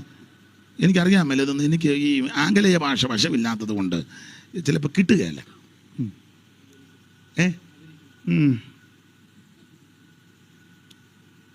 ഇപ്പോഴല്ലയോ പൂമാല, ഇന്ദ്ര ക്ഷേത്രത്തിലെ അവിടുത്തെ പൂമാലയെല്ലാം നമ്മളങ്ങ് സ്വീകരിക്കുക. ഇട്ടാട്ടെ ഊരി ഷോക്കേസ് വെച്ച് ഒരു ഫോട്ടോ വാട്സപ്പിലും ഒക്കെ ഇട്ട് ലൈക്ക് അടിക്കണം. അവനും കൊള്ളാം. ഇതല്ലേ ഇപ്പോഴത്തെ പരിപാടിയൊക്കെ? ഇതാ ആട്ടെ, നമുക്ക് ആ വിഷയം വിട്ടേക്കാം. ഇതെല്ലാം കണ്ടേച്ച് പൗലോസ് പറയാ, ഞാൻ നിങ്ങൾക്ക് വേണ്ടി അധ്വാനിച്ചത് ഇപ്പം വെറുതെയായി. 5-ാം അധ്യായത്തിലേക്ക് പറഞ്ഞു, നിങ്ങൾ ആത്മാവിനെ അനുസരിച്ച് നടക്കണം കേട്ടോ. ഇതിൻ്റെ ഒന്നും പുറകെ പോകരുത്. ആത്മാവിന്റെ ഫലമോ സ്നേഹം, സന്തോഷം, സമാധാനം, ദീർഘക്ഷമ, ദയ, പരോപകാരം, വിശ്വസ്തത, സൗമ്യത, ഇന്ദ്രിയജയം. ഇതിനെ അനുസരിച്ച് നടക്കണം. 6-ാം അധ്യായത്തിന്റെ 14-ാം വാക്യമാണ് നമ്മൾ വായിച്ചത്. ഞാൻ വേഗത്തിൽ നിർത്താം. ഇങ്ങനെ പറഞ്ഞ ഓരോ അധ്യായത്തിലൂടെ വരണം. നമുക്ക് സമയം എന്തുവായി? 9 ആയോ? എപ്പോഴാണ് നിർത്തണ്ടേ? ഷേണായി പാസ് എന്ത് ചെയ്യാൻ? എപ്പോഴാണ് നിർത്തണ്ട? ഇപ്പം നിർത്തണോ ഇച്ചിരി കഴിഞ്ഞ് നിർത്തണോ? ഞാൻ എന്തിനും തയ്യാറാ. പിന്നെ സാറേ എപ്പം നിർത്തണം? എന്ത് ചെയ്യേ? ഇച്ചിരൂടെ എടുത്തോട്ടെ. അവിടെ ഇരുന്ന് പറഞ്ഞിട്ട് എനിക്ക് കേൾക്കാനും മേല. എടുത്തോളാനാന്നോ പറഞ്ഞേ? എടുക്കാം. അപ്പൊ നമ്മൾ 6:14 വായിച്ചു. 1-2 കാര്യം വേഗത്തിൽ നമുക്കങ്ങ് ചിന്തിക്കാം. ഇല്ലെങ്കിൽ നിങ്ങൾ പറയും വാക്യം വായിച്ചു വെച്ച് പുള്ളി അതിലേ ഒന്നും പോയില്ല, പുള്ളി വേറെ അതിലേ കൂടാ. അവിടെ ഇപ്പോൾ വരുത്തം പറയും അയാളുടെ തൊഴിലാതാ. പിന്നെ അടുത്തവൻ പറയും ഇങ്ങനെയുള്ളവനെ ഒന്നും വിളിക്കരുത്. ഇന്നാളൊരുത്തൻ എന്നോട് നേരിട്ട് പറഞ്ഞു, അച്ചായനെ വിളിക്കുന്ന വചന ശുശ്രൂഷയ്ക്കൊന്നുമല്ല. ഞാൻ ചോദിച്ചു പിന്നെ അച്ചായൻ വരുന്ന നാൾ കൂടും സ്വോത്രകാഴ്ച കിട്ടുമെന്ന്. അവൻ എന്നോട് പറഞ്ഞതാ. ഞാൻ അന്തം വിട്ടുപോയി. എന്നോട് പറഞ്ഞതാ. അച്ചായനെ പ്രസംഗത്തിൻ്റെ മെച്ചം കൊണ്ടൊന്നും വിളിക്കുന്നതല്ല. അച്ചായൻ വരുന്നെന്ന് അവൻ പറഞ്ഞതാ. വളിപ്പടിക്കും, വളിപ്പ് കേൾക്കാൻ ആൾക്കാർ. ഞാൻ ഇത്ര നേരം വളിപ്പാണെന്നോ പറഞ്ഞു? വചനമല്ലേ പറഞ്ഞേ? ഈ വിവരദോഷിക്കൊക്കെ ഇനി എന്നും മനസ്സിലാകും ഇത്. ഇനിയും ഞാൻ വചനം പറയാൻ പോവുക, ഇച്ചിരൂടെ പറയും. അപ്പൊ ശ്രദ്ധിക്കുക, എനിക്കോ നമ്മുടെ കർത്താവായ യേശു ക്രിസ്തുവിന്റെ ക്രൂശിലല്ലാതെ പ്രശംസിപ്പാൻ ഇട വരരുത്. ഇന്ന് രാത്രി ഞാൻ അതെല്ലാം ഒന്ന് നോട്ട് ചെയ്ത് കൊണ്ടുവന്നിട്ടുണ്ട്. 1-2 കാര്യം പറയാം. ഒരു വ്യക്തിക്ക് ക്രൂശിലെ പ്രശംസിപ്പാനുള്ള കാരണം 1-2 കാര്യം നമുക്കൊന്ന് ചിന്തിക്കാം. ക്രൂശിൽ പ്രശംസിപ്പാൻ കാരണം പൗലോസ് വളരെ സ്പഷ്ടമായിട്ട് പറഞ്ഞു, എനിക്കോ നമ്മുടെ കർത്താവായ യേശു ക്രിസ്തുവിന്റെ ക്രൂശിൽ അല്ലാതെ പ്രശംസിപ്പാൻ ഇടവരരുത്. എന്നെ കേൾക്കുന്ന പ്രിയരെ, എനിക്കും നിങ്ങൾക്കും വല്ലോം 2 കാര്യം പറയാനുണ്ട്. കാൽവറി ക്രൂശില്ല.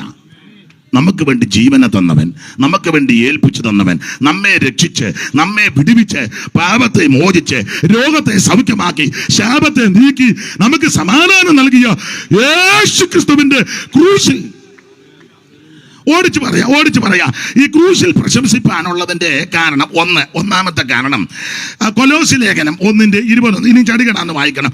1:20. കൊലോസി ലേഖനം 1:21 വായിച്ചാട്ട് ക്രൂശിൽ പ്രശംസിക്കാൻ. അവൻ ക്രൂശിൽ ചൊരിഞ്ഞ രക്തം കൊണ്ട് അവൻ മുഖാന്തരം സമാധാനമുണ്ടാക്കി. അപ്പൊ ശ്രദ്ധിക്കുക, ഒരു ദൈവ പൈതലിന് ക്രൂശിൽ പ്രശംസിപ്പാനുള്ള കാരണം ക്രൂശിൽ നമുക്ക് വേണ്ടി രക്തം ചൊരിഞ്ഞു. അതുകൊണ്ടായി ക്രൂശിൽ പ്രശംസിക്കുന്നത്. ഒരുവൻ നമുക്ക് വേണ്ടി ക്രൂശിൽ രക്തം ചീന്തി. പീലാത്തോസിന്റെ കൽത്തളം മുതൽ കാൽവരി കൊലമരം വരെ അവൻ മരക്കഷണം എടുത്തുകൊണ്ട് വേച്ചും മുറച്ചും മുഖത്തെ രോമമെല്ലാം പിടിതെടുക്കപ്പെട്ടവനായി, അവൻ കന്നത്ത് അടിയേറ്റവനായി, കാർക്കിച്ചു തുപ്പൽ അവൻ ഏറ്റവനായി, അവൻ പ്രവചന ഭാഷകൾ സങ്കീർത്തനക്കാര് പാടി മുതുക ഉടവിലാലുപോലെ നീളത്തെ കീറപ്പെട്ടവനായി, വേച്ചും മറച്ചും കണ്ടാൽ അയാളല്ലെന്ന് തോന്നുമാറ് അവൻ വിരൂപമാക്കപ്പെട്ട ക്രിസ്തു. അവൻ വളരെ വീണും വേച്ചും മറച്ചും ആ മരക്കഷണം എടുത്തുകൊണ്ട് കാൽവരിയിൽ ചെന്ന് 2 ദുഷ്പ്രവർത്തിക്കാരുടെ നടുവിൽ ഇരുമ്പാടുകളോൽ ആ ക്രൂശിതനായി കിടക്കുക. ആ ക്രൂശിൽ എന്റെയും നിന്റെയും പാപം പരിഹരിക്കുവാൻ, എന്റെയും നിന്റെയും ശാപം മാറ്റുവാൻ, എന്റെയും നിന്റെയും സകല കെടുതിയും മാറ്റുവാൻ അവിടുത്തെ പരിശുദ്ധ രക്തം ക്രൂശിൽ ചൊരിഞ്ഞു. അതുകൊണ്ട് ആ ക്രൂശിൽ പ്രശംസിക്കുന്നത്. എന്താ ഇത് പ്രശംസ? ഈ രക്തം വിലയേറിയ രക്തമാ, ഇത് പരിശുദ്ധ രക്തമാ, ഇത് നിർമ്മല രക്തമാ, ഇത് ഗുണകരമായി സംസാരിക്കുന്ന രക്തമാ, ഇത് ആട്ടുകൊറ്റന്മാരുടെ കാലക്കിടാക്കളുടെ രക്തത്തേക്കാൾ വിലയേറിയ രക്തമാ. ആ പരിശുദ്ധ രക്തം എനിക്ക് നിങ്ങൾക്ക് വേണ്ടി ക്രൂശിൽ ചൊരിഞ്ഞു. അതുകൊണ്ടാണ് ഞാൻ നിങ്ങളും ക്രൂശിൽ പ്രശംസിക്കുന്നത്.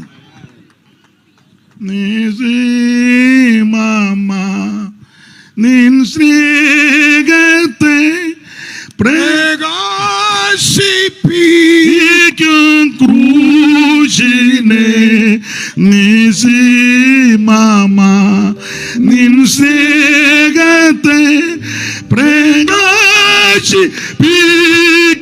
ക്രൂശിനെ ദർശിച്ച നേരം നാദേ നിനക്കു ഞാൻ അധീനനാ.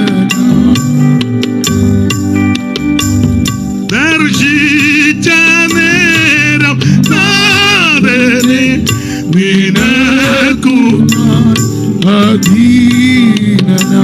കരമുയർത്തി കർത്താവിന് മഹത്വം കൊടുക്കുക. എന്നെ കേൾക്കുന്ന പ്രിയപ്പെട്ടവരെ, അവൻ പൗലോസ് പറയുക, എനിക്ക് ക്രൂശിലാണ് പ്രശംസ. എന്തുകൊണ്ടാണ് ഒരു ദൈവഭക്തൻ ക്രൂശിൽ പ്രശംസിക്കുന്നത്?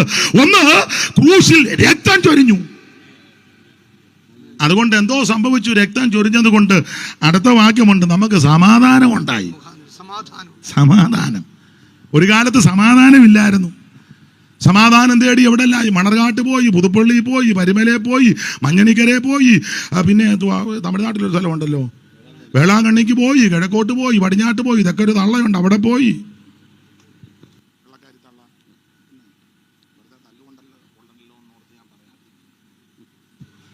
സ്തോത്രം. ശാന്തമ്മേടൊക്കെ പോയി, തങ്കമ്മേടൊക്കെ പോയി, തോമാടൊക്കെ പോയി. അല്ല ഇവിടെ അടുത്ത്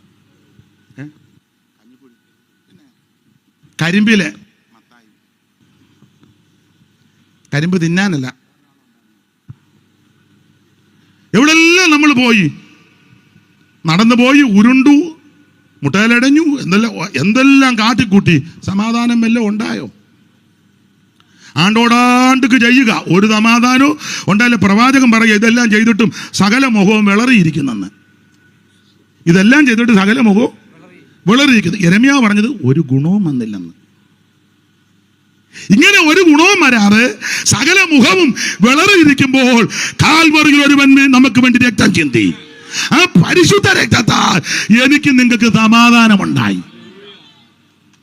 നായകൻ സമാധാന നായകൻ നിനക്കെന്നും ധനമേ എന്തിനാകൂലം കലരും മനമേ എന്തിനാകൂലം കലരും മനമേ. അരമയ്യാർത്ത് ദൈവത്തെ സ്തുതിക്കേ. എന്ത് ചെയ്യാ നമ്മുടെ മോൻ? എന്ത് ചെയ്യാ? എവിടെ പോയി? അവനും അത്യാവശ്യ കാര്യങ്ങളുണ്ടല്ലോ. അപ്പൊ ശ്രദ്ധിക്കുക, ക്രൂശിൽ അവൻ രക്തം ചിന്തി. ആ രക്തം ചിന്തിയത് കൊണ്ട് എനിക്ക് നിങ്ങൾക്കും സമാധാനമുണ്ടായി. ഓടിച്ചു പറയാം എന്തിലൊക്കെ ആരോടൊക്കെയാ സമാധാനം? ഒന്ന്, ദൈവത്തോട് സമാധാനം ഉണ്ടായി. 5:1 റോമാലേഖനം 5 അറിവുള്ള വാക്യം വായിച്ചു വിടാനേ ഒക്കുമ്പോൾ വിശദീകരിക്കുന്നില്ല. നിങ്ങൾക്കറിയാമല്ലോ വിശദീകരിക്കാൻ. 5:1 പെട്ടെന്ന് റോമാലേഖനം 5:1.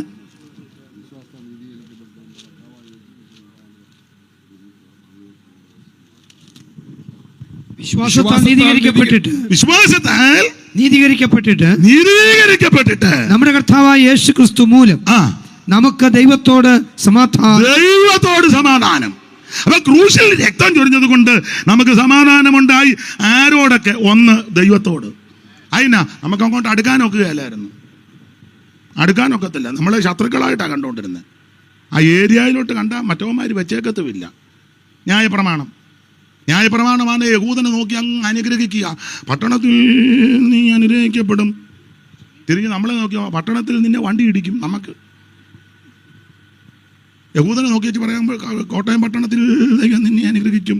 നേരെ തിരിഞ്ഞ് കോട്ടയം പട്ടണത്തിൽ വെച്ച് നിന്നെ ടാങ്കറിലോട് ഇടിച്ച് നീ നമുക്ക് ശാപമാണ്. മനസ്സിലായോ? വയലിൽ നീ അനുഗ്രഹിക്കപ്പെടും. തിരിഞ്ഞേച്ച് നിന്റെ വയലിലെല്ലാം മുഞ്ഞ വീഴും. നമുക്ക് അടുക്കാനൊക്കത്തില്ലെന്ന്. ശത്രുക്കളല്ലേ. സ്തോത്രം. ഉടനെ പറയും നിന്റെ ഗർഭഫലമെല്ലാം അനുഗ്രഹിക്കപ്പെടും. തിരിഞ്ഞേച്ച് ഒരെണ്ണം ഗുണമാകുകയല്ല, കാലാപ്രതല്ലും. ചുരുക്കി പറഞ്ഞ ന്യായപ്രമാണം അവരെ അങ്ങ് അനുഗ്രഹിക്കുക. തിരിഞ്ഞേച്ച് നമ്മളെ പരാകുകയും ശാപിക്കുകയും നമ്മളെ ശത്രുക്കളായിട്ടല്ലേ. പക്ഷേ ആ ശത്രുതയെല്ലാം മാറ്റി ഇപ്പം നമുക്ക് ധൈര്യത്തോടെ അങ്ങോട്ട് അടുത്തിയല്ല. കാരണം ദേഹമെന്ന തിരശ്ശീല ചീന്തി ഒരു പുത്തൻ വഴി നമുക്ക് ഒരുക്കിയിട്ടിരിക്കുക.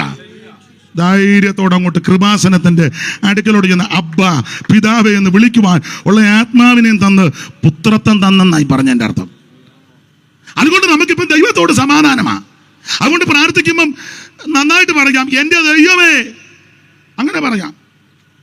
ഇപ്പോഴും ചെല്ലി പറയാം ഞങ്ങളുടെ പിതാക്കന്മാരുടെ, അങ്ങനെ വിവരക്കേട് വിളിച്ച് പറയരുത് വിറപ്പിച്ചോണ്ട്. ഞങ്ങളുടെ പിതാക്കന്മാരുടെ ദൈവമേ എന്ന് പറഞ്ഞാൽ പല കക്ഷികൾ വരും.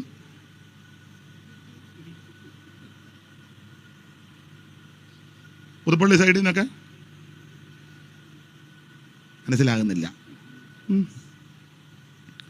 അവർ വന്ന് ചോദിക്കും ജോർജ് കുട്ടി എന്തിനാ വിളിച്ചെന്ന്.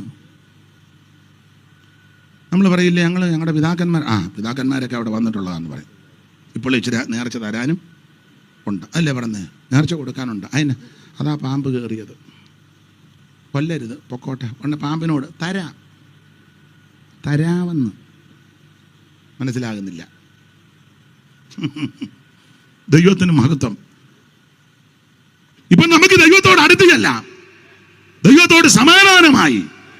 ക്രൂശിൽ പ്രശംസിപ്പാൻ കാരണം ക്രൂശിൽ രക്തം ചൊരിഞ്ഞു. ആ രക്തം ചൊരിഞ്ഞത് കൊണ്ട് നമുക്ക് സമാധാനം ഉണ്ടായി. ആ സമാധാനം ഒന്ന്, ദൈവത്തോട് സമാധാനം. ദൈവത്തോട് അടുത്തല്ല, അബ്ബാ പിതാവേ എന്ന് വിളിക്കാം, എൻ്റെ ദൈവമേ എന്നും വിളിക്കാം. പണ്ടതൊക്കത്തില്ലായിരുന്നു. മാത്രമല്ല ഇപ്പൊ നമുക്ക് പരസ്പരം സമാധാനമുണ്ട്. പരസ്പരം നിങ്ങളാണ്ട് റോമാലേഖനം 12-ാം അധ്യായത്തിന്റെ 18 വായിച്ചേര്. റോമാലേഖനം 12:18. പെട്ടെന്ന് നമുക്ക് കഴിയുമെങ്കിൽ നിങ്ങളാൽ ആവോളം സകല മനുഷ്യരോടും സമാധാനമായിരിക്കും. സകല മനുഷ്യരോടും സമാധാനമായിരിക്കും. ദൈവത്തിന് മഹത്വം. അപ്പോൾ നമുക്കിപ്പം തമ്മിൽ സമാധാനം സകല മനുഷ്യരോടും. നേരത്തെ ശത്രുതയായിരുന്നു. കണ്ടാ മിണ്ടുകയില്ല, കൊമ്പ് കോർക്കും, കൊടുവാളുമായിട്ട് നടക്കും, നിന്നെ വെട്ടും, സ്തോത്രം താട്ടും, ഇതൊക്കെയായിരുന്നു. ഇപ്പൊ അങ്ങനല്ല, തമ്മിൽ സമാധാനം. മാത്രമാണോ 3, 1 ദൈവത്തോട് സമാധാനം, 2 നമുക്ക് പരസ്പരം. ഇപ്പൊ അടുത്തടുത്തിരിക്കുന്നില്ലേ? പണ്ടിങ്ങനെ ഇരിക്കുവോ? ഇല്ല. ഇപ്പൊ സമാധാനമാ, വൈരാഗ്യമൊന്നുമില്ല. ഇല്ലല്ലോ, ഇല്ല. പണ്ടൊന്നും ഒക്കത്തില്ല. പണ്ട് ഒരാൾ പറഞ്ഞു, ഇപ്പം അത് ഞാൻ പറയുന്നില്ല, വെറുതെ ആലോചന ഉണ്ടാകും. 1 ദൈവത്തോട് സമാധാനം, 2 പരസ്പര സമാധാനം, 3 നമ്മിൽ തന്നെ സമാധാനം ഉണ്ടായി. ഇപ്പൊ നമുക്ക് തന്നെ സമാധാനമാണ്. ഫിലിപ്പിയ ലേഖനം എടുത്തോ, ഫിലിപ്പിയ ലേഖനം 4:6-7. അറിവുള്ള വാക്യമാ, വായിച്ചു വിട്ടു. 4:6-7. ഒന്നിനെക്കുറിച്ചും വിചാരപ്പെടരുത്. എല്ലാറ്റിനും പ്രാർത്ഥനയാലും അപേക്ഷയാലും നിങ്ങളുടെ ആവശ്യങ്ങൾ സ്തോത്രത്തോടുകൂടെ ദൈവത്തോട് അറിയിക്കത്ര വേണ്ടത്. എന്നാൽ സകല ബുദ്ധിയും കവിയുന്ന ദൈവസമാധാനം ഹൃദയങ്ങളെയും നിലവുകളെയും എന്ന് പറഞ്ഞാൽ 3 നമുക്ക് നമ്മിൽ തന്നെ സമാധാനമുണ്ട്.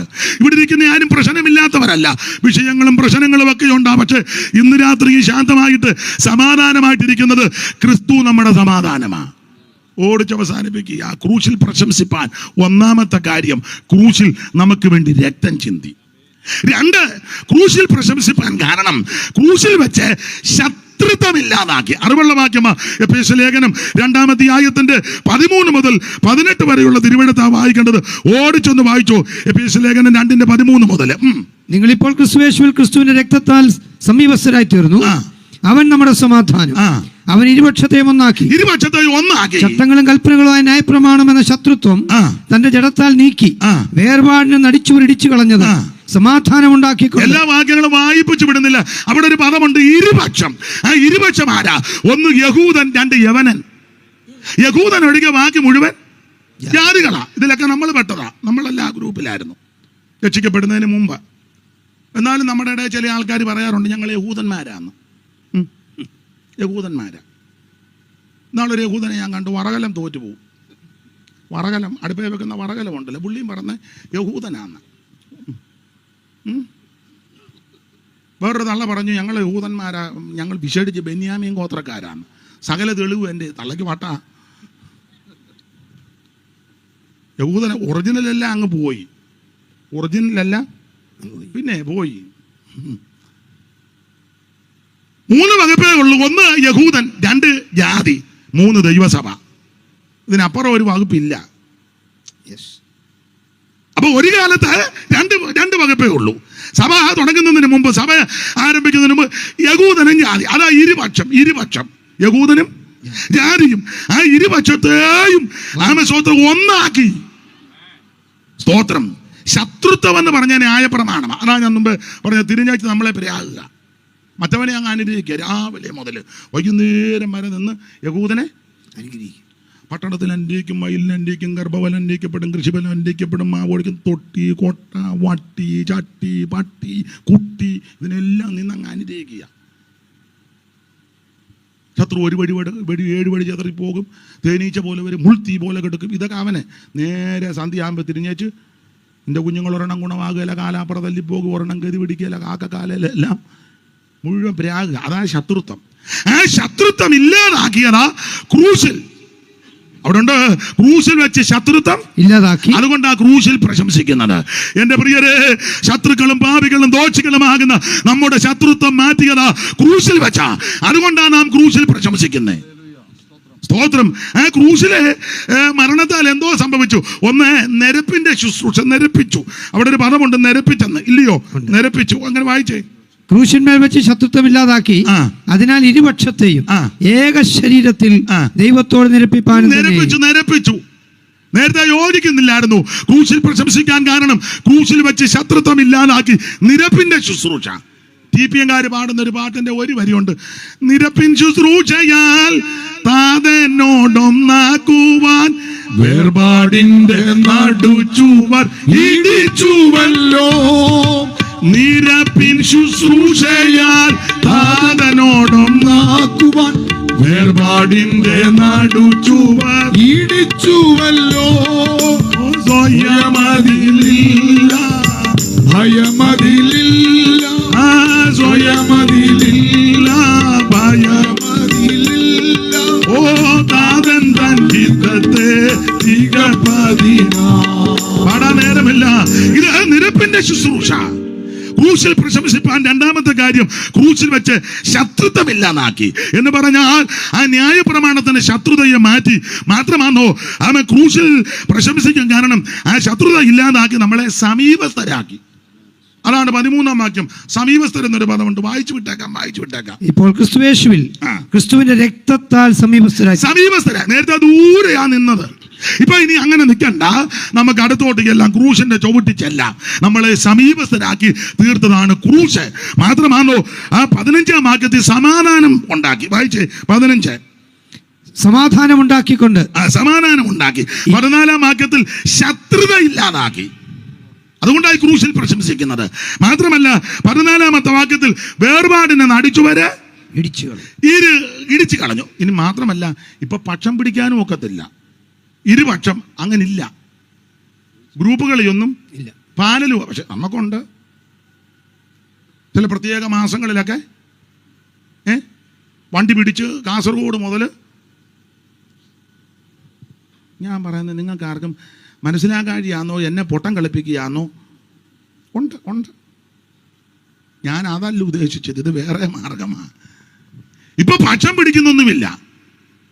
ദൂതനോട് ചോദിച്ചു, നീ ആരുടെ പക്ഷമാണ്? പുള്ളി പറഞ്ഞു, ഞാൻ ആരുടെയും പക്ഷമല്ല, ഞാൻ സൈന്യങ്ങളുടെ യഹോവയുടെ അധിപതിയാ, ദൂതനാ. കൊരിന്ത സഭയിലുണ്ടായിരുന്ന അപ്പൊല്ലോസിന്റെ പക്ഷം, പൗലോസിന്റെ പക്ഷം, ഗേബാമിന്റെ പക്ഷം, പിന്നെ ക്രിസ്തുവിന്റെ പക്ഷം. എല്ലായിടത്തും ഉണ്ട് പക്ഷം. എന്നാൽ തിരുവചനം പഠിപ്പിക്കുന്നത് ആ ക്രൂശിൽ ശത്രുത്വം ഇല്ലാതാക്കിയപ്പോൾ ഇനിയിപ്പോ പക്ഷം പിടിക്കാനൊക്കത്തില്ല. മാത്രമാണോ 15-ാമത്തെ വാക്യത്തിൽ പുതിയ മനുഷ്യനാക്കി.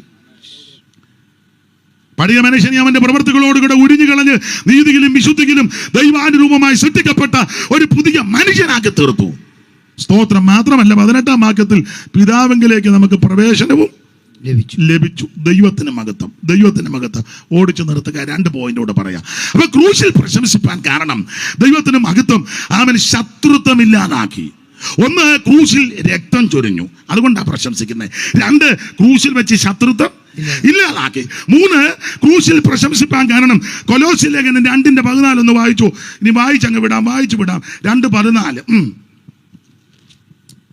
കൊലോസ്യർ 2:14. അതിക്രമങ്ങളൊക്കെയും നമ്മോട് ക്ഷമിച്ച ചട്ടങ്ങളാൽ നമുക്ക് വിരോധവും പ്രതികൂലവുമായിരുന്ന കൈയെഴുത്ത് മായിച്ച് ക്രൂശിൽ തറച്ച്. അപ്പോൾ വിരോധവും പ്രതികൂലമായ കൈയെഴുത്ത് മായിച്ച് ക്രൂശിൽ തറച്ചു, നടുവിൽ നിന്ന് നീക്കിക്കളഞ്ഞു. നമുക്ക് വിരോധവും പ്രതികൂലമായതിന് ക്രൂശിൽ തറച്ചെന്ന്. ഇനി നമുക്ക് വിരോധവും പ്രതികൂലമായ ഒരു കൈയെഴുത്തില്ല. ന്യായപ്രമാണം നമുക്ക് വിരോധവും പ്രതികൂലമായിരുന്നു. സ്തോത്രം.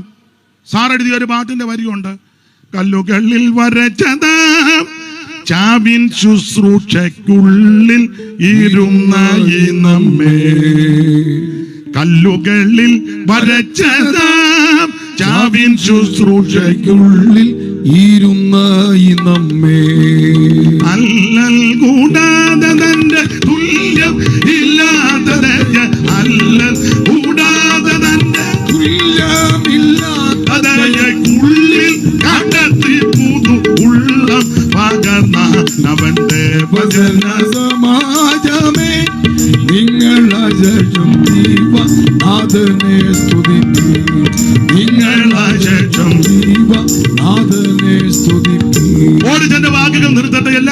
പറയുന്നില്ല.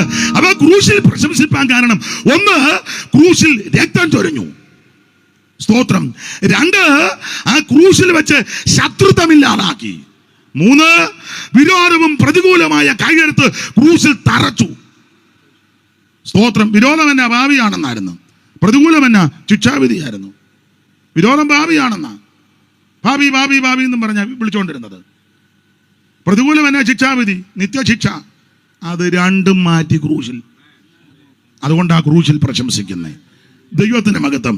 യേശു ഇത് രണ്ടും യേശു ക്രൂശിൽ വഹിച്ചെന്നുള്ളതാ യെശയ്യാ പ്രവചനം 53. പാപി എന്നുള്ളതും ശത്രുത എന്നുള്ളതും നിത്യശിക്ഷയെല്ലാം നമ്മുടെ കർത്താവ് നമുക്ക് വേണ്ടി ക്രൂശിൽ വഹിച്ചു. അതുകൊണ്ടാണ് ക്രൂശിൽ പ്രശംസിക്കുന്നത്. ഒരു വാക്യം കൂടെ വായിച്ച് പ്രസംഗം നിർത്തുക, മതി. ആമേൻ. ക്രൂശിൽ പ്രശംസിപ്പാൻ കാരണം കൊലോസ്യ ലേഖനം തന്നെ ആ 2-ാം അധ്യായത്തിന്റെ 15-ാം വാക്യം ഒന്നുകൂടെ വായിച്ചു. കൊലോസ്യർ 2:15. വാഴ്ചകളെയും അധികാരങ്ങളെയും ആയുധവർഗം വെപ്പിച്ച് ക്രൂശിൽ അവരുടെ മേൽ ജയോത്സവം. ക്രൂശിൽ പ്രശംസിപ്പാൻ കാരണം ക്രൂശിൽ യേശു ജയോത്സവം കൊണ്ടാടി. ഇന്ന് രാത്രി എന്നെ കേൾക്കുന്ന പ്രിയരെ, ക്രൂശിൽ പ്രശംസിപ്പാൻ ആമേൻ നമുക്ക് ജയോത്സവം ക്രൂശിലാ. എന്ന് പറഞ്ഞാൽ ആയുധവർഗം ക്രൂശിൽ വെപ്പിച്ചു. എന്തുവാ ആയുധവർഗം? മരണം. അതായിരുന്നു സാത്താന്റെ വലിയ ആയുധം. ഉൽപ്പത്തി 3 പഠിക്കുമ്പോൾ ഈ ഭീതിയും ആമേൻ ഭയവും മരണവും ശാപവും രോഗവും കഷ്ടതയും എന്ന് വേണ്ട സകല ഗുണ്ടാമണ്ടിയും ആമേൻ തുടങ്ങിയതാ. എന്നാൽ ക്രൂശിൽ ഒരുവൻ നമുക്ക് വേണ്ടി മരിച്ചത് കൊണ്ട് ആയുധവർഗം യേശു ക്രൂശിൽ വെപ്പിച്ചു. ആയുധം മറ്റൊന്നുമല്ല, മരണത്തിന്റെ ആയുധമാണ്. ആ മരണത്തിന്റെ ആയുധം ക്രൂശിൽ വെപ്പിച്ച് ആമേൻ നമുക്ക് ജയോത്സവം തന്നിരിക്കുക. എന്തിൻ്റെ മേലൊക്കെയാ ജയം? വാക്യം വായിപ്പിക്കുന്നില്ല. 1, സാത്താന്റെ മേൽ. 2, ജഡത്തിന്റെ മേൽ. 3, ദ്രവ്യാഗ്രഹത്തിന്റെ മേൽ. 4, മരണത്തിന്റെ മേൽ. വാക്യങ്ങളുണ്ടല്ലോ, പേടിപ്പിക്കുന്നില്ല, സമയം പോയത് കൊണ്ടാ. മരണത്തിന്റെ മേലും സാത്താന്റെ മേലും ജഡത്തിന്റെ മേലും ദ്രവ്യാഗ്രഹത്തിന്റെ മേലൊക്കെ നമുക്ക് ജയം തന്നിരിക്കുക. ഇന്ന് രാത്രി അതുകൊണ്ട് ജയഭേരി മുഴക്കി വേണം ഇവിടം വിട്ടു പോകാൻ. ആമേൻ. നിന്നെ അലട്ടുന്ന മരണഭീതികളായിരിക്കാം, രോഗബന്ധനങ്ങളായിരിക്കാം. ഇന്ന് രാത്രി അതിന്റെ മേൽ ദൈവം നിനക്ക് ജയം തന്നിരിക്കുക. Praise the Lord. അതുകൊണ്ട് ഈ രാത്രി ക്രൂശിൽ പ്രശംസിക്കണം. എനിക്ക് നിങ്ങൾക്കും വല്ലതും പുകഴാനുണ്ട്, കാൽവരി ക്രൂശില്ല. എന്താ ക്രൂശിൽ പ്രശംസിക്കാൻ കാര്യം? 1, ക്രൂശിൽ ആമേൻ രക്തം ചീന്തി. 2, ക്രൂശിൽ വെച്ച് ശത്രുത്വമില്ലാതാക്കി. 3, ക്രൂശിൽ വിരോധവും പ്രതികൂലമായ കൈയെടുത്ത് തറച്ചു മായിച്ചു. 4, ക്രൂശിൽ നമുക്ക് വേണ്ടി ജയോത്സവം കൊണ്ടാടി. ഇന്ന് രാത്രി പരാജയത്തിന്റെ പടുകുടിയിൽ ആരെങ്കിലും കിടക്കുന്നെങ്കിൽ നിന്നോട് ഇന്ന് രാത്രി ദൈവത്തിന്റെ വചനത്തോടെ പറയുക, യേശു നിനക്ക് ജയം തരും. യേശു നിനക്ക് ജയം തരും. പരാജയത്തെ മാറ്റി ഇന്ന് രാത്രി ദൈവം നമുക്ക് ജയം തരും. അവിടുന്ന് ജയഭേരി മുഴക്കിയവനാ. ഇന്ന് രാത്രി സകല പരാജയങ്ങളെ മാറ്റി നമുക്ക് ജയം തരുന്ന നസറായ നമ്മുടെ നടുവിൽ വന്നിട്ടുണ്ട്. മരണത്തിന്റെ മേൽ, പാപത്തിന്റെ മേൽ, ജഡത്തിന്റെ മേൽ, സാത്താന്റെ മേൽ ഇന്ന് രാത്രി നമുക്ക് ജയം തരുന്ന നല്ല കർത്താവ്. അല്പമിനിറ്റുകളെല്ലാവരും ദൈവത്തെ സ്തുതിച്ചാട്ടെ. അല്പമിനിറ്റുകളെല്ലാവരും കർത്താവിനെ മഹത്വപ്പെടുത്തിയാട്ടെ. ഹല്ലേലൂയ. ആ പഴയ പാട്ടിന്റെ 2 ചരണം നമുക്ക് എല്ലാവർക്കും കൂടെ ചേർന്നങ്ങ് പാടാ. പ്രിയ പാട്ടുകാരും മുമ്പോട്ട് വന്ന് പഴയ പാട്ടാ, കൈ അടിച്ചങ്ങ് പാടാ. ഇരുന്നുകൊണ്ട് പാടിയാൽ മതി. അപ്പം ആർക്കെങ്കിലും പോകണമെങ്കിൽ എഴുന്നേറ്റ് പൊക്കൂ, അതിന് തടസ്സമൊന്നുമില്ല. അപ്പം എനിക്കൊന്ന് കാണുകയും ചെയ്യാമല്ലോ ആരാന്ന്. ബാക്കിയുള്ളത് ഇരുന്നുകൊണ്ട് പാടിയാൽ മതി. 2 ശീല്, ഒത്തിരി പാടിപ്പിക്കുന്നില്ല, പാടിയിട്ടുണ്ടല്ലോ ഒത്തിരി. അപ്പം 2 ശീല് പാടാ. കൊല്ലുന്ന മരണത്തിൻ കൊരതര വിച്ചപ്പല്ലു തകർത്തതാകയാൽ, കൊല്ലുന്ന മരണത്തിൻ കൊരതര വിച്ചപ്പല്ലു തകർത്ത ഇനി തെല്ലോ ഭയമില്ല മൃത്യുവിനെ നമ്മൾ വെല്ലു വിളിക്കുക. ഹല്ലേലൂയ, ജയം ഹല്ലേലൂയ, യേശു കർത്താവ് ജീവിക്കുന്നു. ഹല്ലേലൂയ, ജയം ഹല്ലേലൂയ, യേശു കർത്താവ് ജീവിക്കുന്നു. യേശു ക്രിസ്തു ഉയർത്തു ജീവിക്കുന്നു, പരലോകത്തിൽ ജീവിക്കുന്നു. ആമേൻ. യേശു ക്രിസ്തു ഉയർത്തു. കൈയടിച്ച് ചേർന്ന് പരലോകത്തിൽ ജീവിക്കുന്നു. ഓ ഈ ലോകത്തിൽ താനിനി വേഗം വരൂ, രാജരാജനായി വാണിടുവാൻ. ഹല്ലേലൂയ, ജയം ഹല്ലേലൂയ, യേശു കർത്താവ് ജീവിക്കുന്നു. ഹല്ലേലൂയ, ഹല്ലേലൂയ, യേശു കർത്താവ് ജീവിക്കുന്നു. യേശു ജീവിക്കുന്നു.